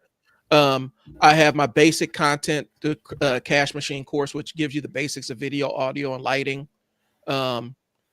I have a tool that allows you to help figure out the right platform. This weekend, I built a tool that helps you generate your own content. And so I'm going to be posting a link for that. Then you can get my complete toolkit that has all my copywriting templates here. If you want to just touch base with me, sit down so I can go through your social media and figure out if it aligns with the message you're making. I have one-on-one time for a quick clarity audit. And if you really want to dive all the way in and book me out for an entire day, I have that available too. Plus, we have the content, the Cash Machine school community, where it's a community with business owners in it that are creating content for themselves. And you'll get direct access to me. I can help you through the pathway. Like I said, it's not about Hollywood beauty and stuff like that. Sometimes it's about turning on the camera and recording what you got. Yeah, that's it, man. I'm just saying, man. I've been hearing about your boy Alex Hormozi, man. And people are not letting that comment go with That was a him, weird. with him talking about that stuff, whatever. Which I'm not gonna lie to you, like I understand where he was coming from, like in general. I just think that there's a certain time and place to say stuff like that, and that wasn't it. Because, let me explain what I'm talking about. Me growing up, I've been around kids my age at that particular age who were into much older dudes. Mm-hmm. I know females now that are in their 20s that are into much older dudes, and then they have siblings that are pretty young that are into much older dudes or whatever. So I understand what people are like. It's creepy as shit, just in general, that you would even find them attracted for y'all to even be having a conversation, period, Right. off top. So like I get that. But when you a grown man, bro, I don't what do you have? What do you have to talk to a 12 or a 13 or a 14-year-old girl about? Like, what do y'all have in common? Besides Nothing. you're both humans and Nothing. you breathe and you eat. There's nothing that a grown man would have in common with a child. There Besides shouldn't be anything. besides the basic organics of life. And even then, that's not enough to have a to talk any more than 5 minutes about that particular thing. There's no more conversation with that. I mean, hell, I have a goddaughter who lives directly next door, and I don't have much to talk to her about. And she's 14. I don't really know what else to say. I know what to say to my kid. Mm-hmm. I don't know what to say to her. I'm like, hey, how's everything going? It's going all right. You good at math? Yeah, kind of. Will you come over and help me and Caden to do our stuff? Because I suck at math, this, that, and the other. So if we could talk about that, that's great. But there's no other conversation I can have with her. You know what I'm saying? And it's not that I wouldn't want to have a better relationship with her, because I mean, she's amazing. I just don't know what else to talk about. Well, You know what I'm saying? So yeah, I think it's parroting because and the nuance I'll add to it, and these are people that I despise. I'm be honest with you. But off top, he's using talking points that Matt Walsh and I think Ben Shapiro, and some of these other right wing guys have used. Still, bro, he should shut his mouth. And he shouldn't. Like I said, that's what I'm saying. Like if that's how you feel, that's how you feel. But like I told, don't say weird shit. Elon, shut the fuck up and build my car, bro. Yeah, I don't need to know your opinion on nothing. And that's why I'm saying these Keep your mouth shut. These are comments from people that I despise, and so I inherently don't agree with it.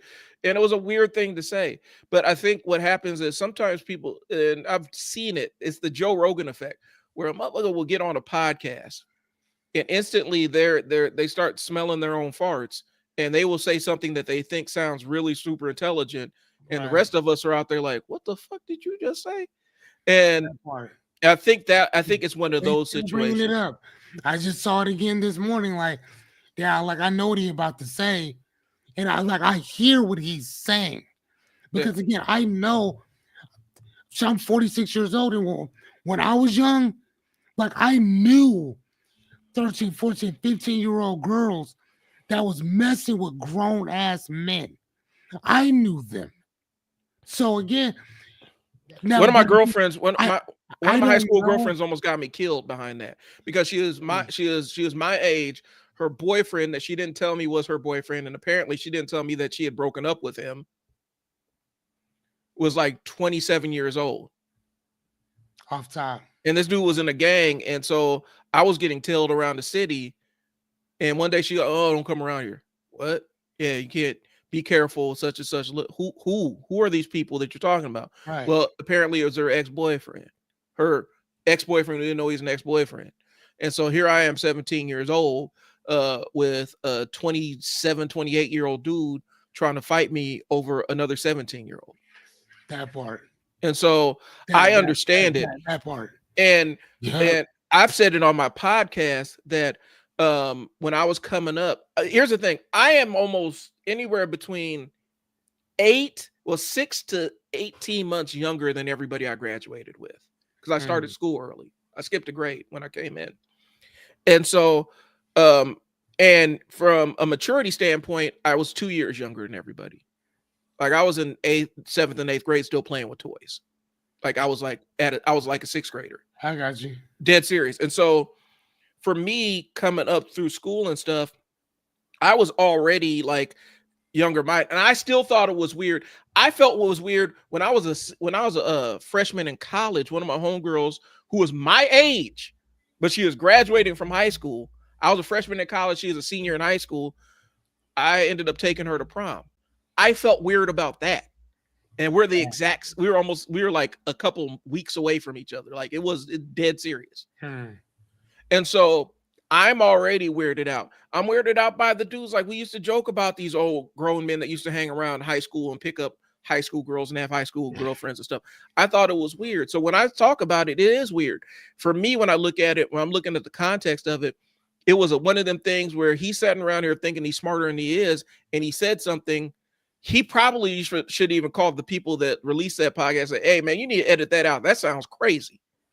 I listened to what I said, and there's no way that anybody's gonna take what I said the way I intended it. Take this off of here. I sound crazy. I sound crazy. And not only that though, bro, but like here's the thing. If you're selling something, if you're selling your system, bro, shut the fuck up.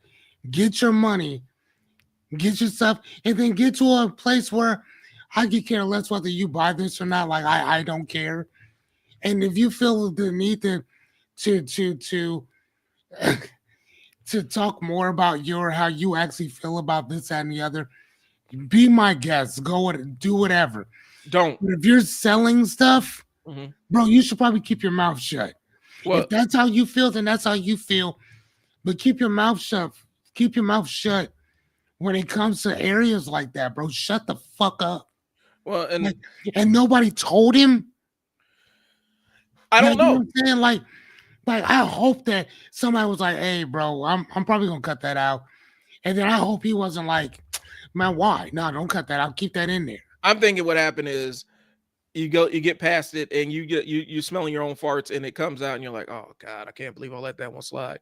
Right, and then the fact that he's like, "That's not really traumatizing." 200 years ago, how the fuck do you know that wasn't traumatizing to these individuals?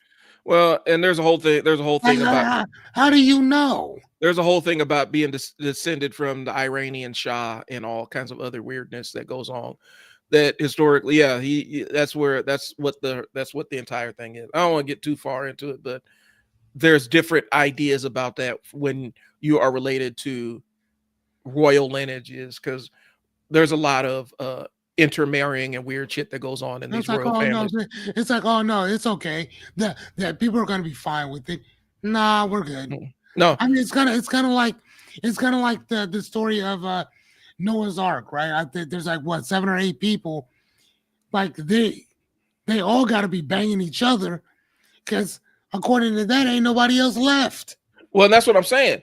So when we talk about, and then if you read a couple more passages a little bit further down, your God saying that incest is an abomination and this and that. Well, bro, if you wipe everybody off the earth, how else are you going to repopulate unless you're repopulating in other places? Well, I think what happens is, because this goes into a deeper conversation here. Right, sure. The conversation that we're having is, is something that is wrong today through the lens of history, is it wrong back then? And as a Black person, I'm going to say yes, because typically that is used as a rationalization to rationalize slavery in America. Yeah. Well, that's just a sign. That's what they were doing at the time in the country. You can't hold them accountable. Well, actually I can, because here, this person were willing to spill blood about ending slavery. So apparently they took it that seriously. There was a moral argument for it. Oh, shit. Hold on. Keep talking. Keep talking. And so I don't necessarily believe that, but there is this weird, and I don't know, I don't want to necessarily attribute it to right wing, but that's typically where I hear that conversation, where we try to take horrors of history and try to distill them through, well, I mean, that's just what they were doing at the time. You need to understand that. No, the fuck I don't. I don't need to understand what's wrong now is wrong then. But there are people that do that. And that's what I think the rabbit hole that he went down, because I think it is a very right-wing kind of thing, because they do it with the destruction and genocide against Native Americans too. Well, you just need to understand what Andrew Jackson, how he was thinking about and what the country was. No, I don't. Right. Because people who lived during Andrew Jackson's time thought that he is a vile and reprehensible human being. Mm-hmm. They thought he was contemptible. They thought he was an awful person because of what he was doing. So, you're saying, well, this was right back then, but here it is not.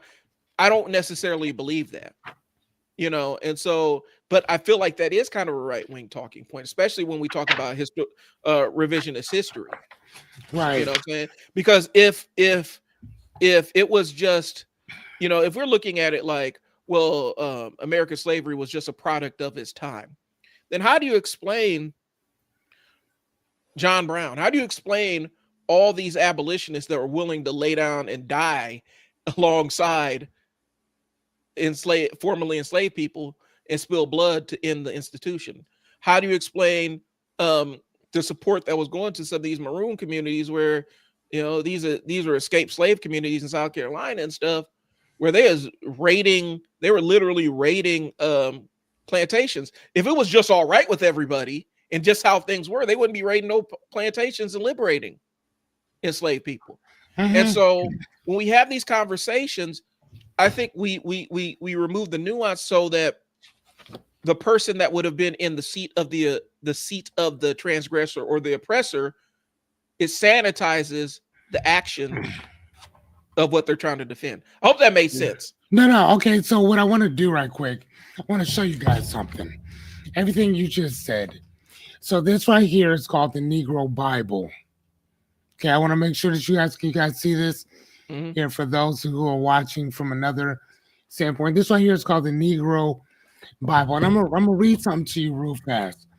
So servants, be obedient to them that are your masters.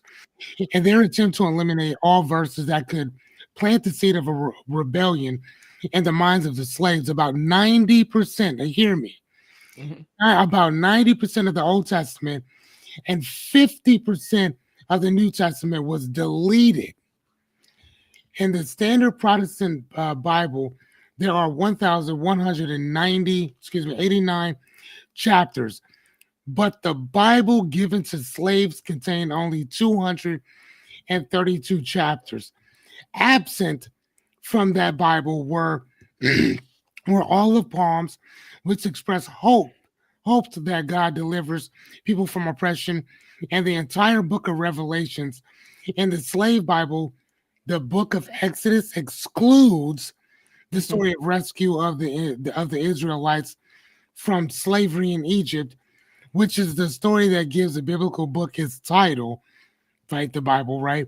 Mm-hmm. But the Bible also includes Exodus chapter 19 and 20, where God appeared on the mountain and gave his laws, the 10 Commandments, or whatever. So there were certain things that they left in there intentionally. But again, out of 1,100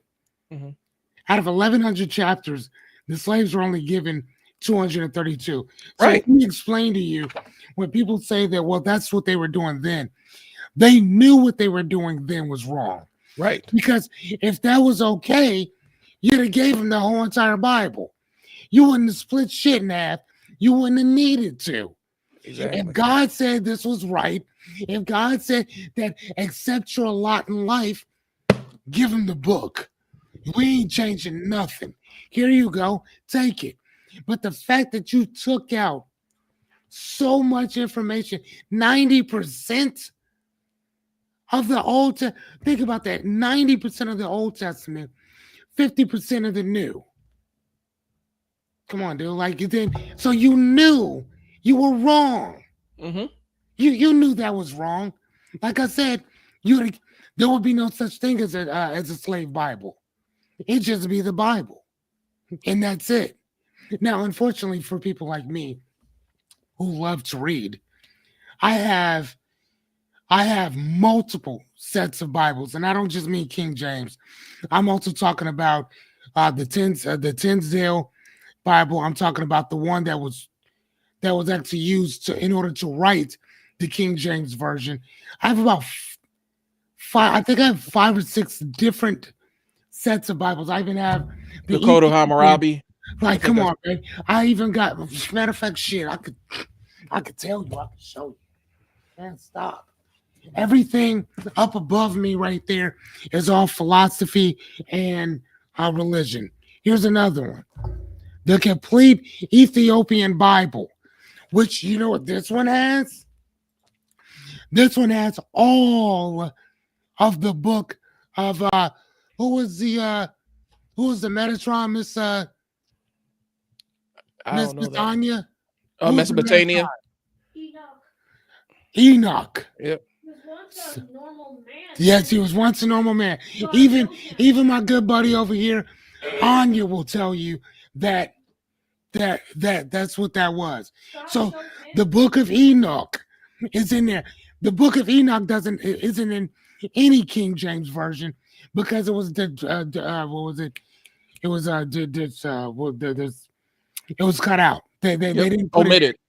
It was omitted in that particular book. Now think about it. You can't have the Bible without having the book of Enoch in it. You can't have it. Like it doesn't make any sense.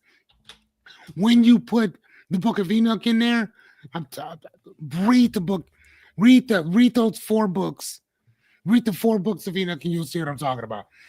The books are amazing. I love them personally. And I've read all 4. But here you go. Bam.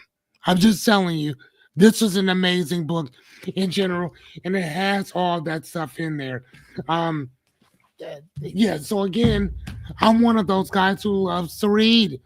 So again, when you come to me and you say certain things that I either can't go prove for myself, here's my thing. If you can't show me what you're talking about, show me, not tell me.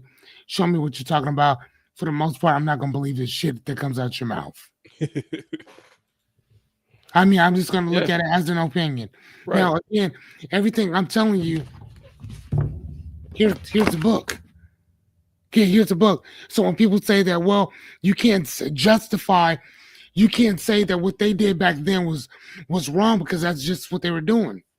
There would be no slave Bible. There wouldn't be that. You wouldn't need to. That you wouldn't need to hide. You wouldn't need to omit anything. You wouldn't need to distract anything or redact any. You wouldn't have to do any of that. Right. Give us the book, and then that's it. Right? You wouldn't. Here's another thing: if everything were free and y'all was better than us, there would be no such thing as the civil rights movement. Right? Because you're better than me. There would be no reason that for redlining because you're better than me. There's no reason for a home loan because you're better than me. There's no reason to destroy some other person if God said you were better than me. There's nothing I can do if you were better than me to uphinge you. If we were playing a game of Monopoly and God just kept giving you the money and land, there's nothing I can do about that, right? Right. So then why would you make laws that would make sure that I stayed a 5th and 6th class citizen? Yeah. Just saying. And so again, you can save that bullshit for somebody else. Right. The idea that moral, like there's a time limit on what's considered moral and immoral. I'm just saying, look at these books. Telling you, get this book. Get this. I mean, just so you know how people actually feel about you. You know, and here's the thing. This isn't Black history. This is American history. Anything that happens on these lands is for everybody history, man. Everybody. So we can either do one or two things. We can either learn and grow from it, or we can ignore it. And we've been ignoring a lot of people suffering, and that's why we are where we are today. So I'm gonna leave it there. Right. I love American stuff. When these white dudes came in and started doing all kinds of shit to whomever, whatever, and that's part of my history too. I don't be like on the 4th of July come along. I'm not celebrating that because technically black people weren't free. So by definition, I wouldn't celebrate that. But we still do Right. because we're still American. So when Juneteenth rolls around, celebrate it with us. That's your holiday just as much as it is ours. I mean, even before the government made it a federal holiday, we didn't ask them to do shit. We were celebrating that way before they came along and asked, say, hey, we're going to make this a federal holiday. Thank you, but that's not what we asked you for. Well, we were already celebrating it. And we were already celebrating it. Well, and so here's the thing, y'all. Here's the thing. It's not. We've kind of gone. We've talked about a lot here. A lot. There's a lot in this episode. A lot. The takeaway we want you to understand is understand when somebody's just trying to end a conversation without actually having to engage with you. You're experiencing a thought terminating cliche, and it's one of those trite little statements that's meant to stop you from engaging. And call it out for what it is. I don't want to talk about this anymore. Yeah, that's all they're saying. Just say that. Yeah. Like, hey, this is getting uncomfortable for me. Can we please talk about something else? Yeah. Of course. Yeah. And more times than not, again, they're short, pithy, and wrong. The idea what Fearless was talking about. Well, that was a long time ago. I've heard people do that with the civil rights era. I have relatives right now that I can call right now that lived through the civil rights era. They lived through segregation. So you're sitting there telling me I call it petty. I call it pettigration. Yeah, because it was just petty shit. They lived through it, but you're petty telling me shit, dude. You're talking about, well, that was 100 years ago. No, it wasn't. I got people I can call right now. Call them. That could tell you exactly what it was like. Call them. Yeah, matter of fact, even the Black Panther Party. You don't think some of them still exist? Bobby Seale, one of the co-founders of it, he's still alive. Right. Go ask him. And so we're trying to point out what these things look like. And so typically thought terminating cliches allow for misinformation. Okay, go. All right. And so what we're going to do is, because we're about almost 2.5 hours. Hello. She's saying hi to you too, Chris. If you're watching, buddy. We're about 2.5 hours in. We're gonna spin the block on the misinformation one. I want to continue this conversation. Yeah, for sure. Let's hit it up next Tuesday. Yeah, for sure. Up at the top is Fearless's. I've had this up here posted. Is that mine? Yep, this is yours. So I'm about to switch over. Yeah. Yeah, man. If you guys want to just sit down and chop it up with a real one, hit me up, champ. Like this is who I am. This is what I do. Yeah, man. Hit me up, man. So that's my thing. This is Fearless's stance. I'm a life coach, philosopher, and just an all around conversationalist, man. So let's talk again. I may not. I'm. If you're calling me to talk, then more than not, I'm going to probably listen, ask some questions, and probably try to help reframe your thinking a little bit. But for the most part, man, hit me up if you just want to talk. So call Fearless for a reframe. Yeah, that's it, man. Call Fearless for a reframe if you want to. Call Fearless for a reframe. Call me if you want to record. And I like that. Yeah, I like that. I love that. There it is. And so that's what we got, guys. That's what I was talking to Brian about last week. Is getting his thing out there about recording, man, because he's such a he's a Yoda out here when it comes to helping people get on that camera and just start recording their information. And so I really wanted to make sure that he focused on that one thing. So, but so I need to take this. Go ahead and keep going. Yep. And so we made my first sale last week on this. And so I'm looking to make more. Whoa, I want to what's get you going guys on, started. sir? I want to get you guys started recording. So that's all I got. We're going to get you guys How next we week. do We've been this? on this thing Hold on for one a second. minute. So we're Right going to here, go ahead and play the yeah. intro and we'll check you out. Talk to you later. It's been Trial and Error with Fearless and Brian. We're Peace. going-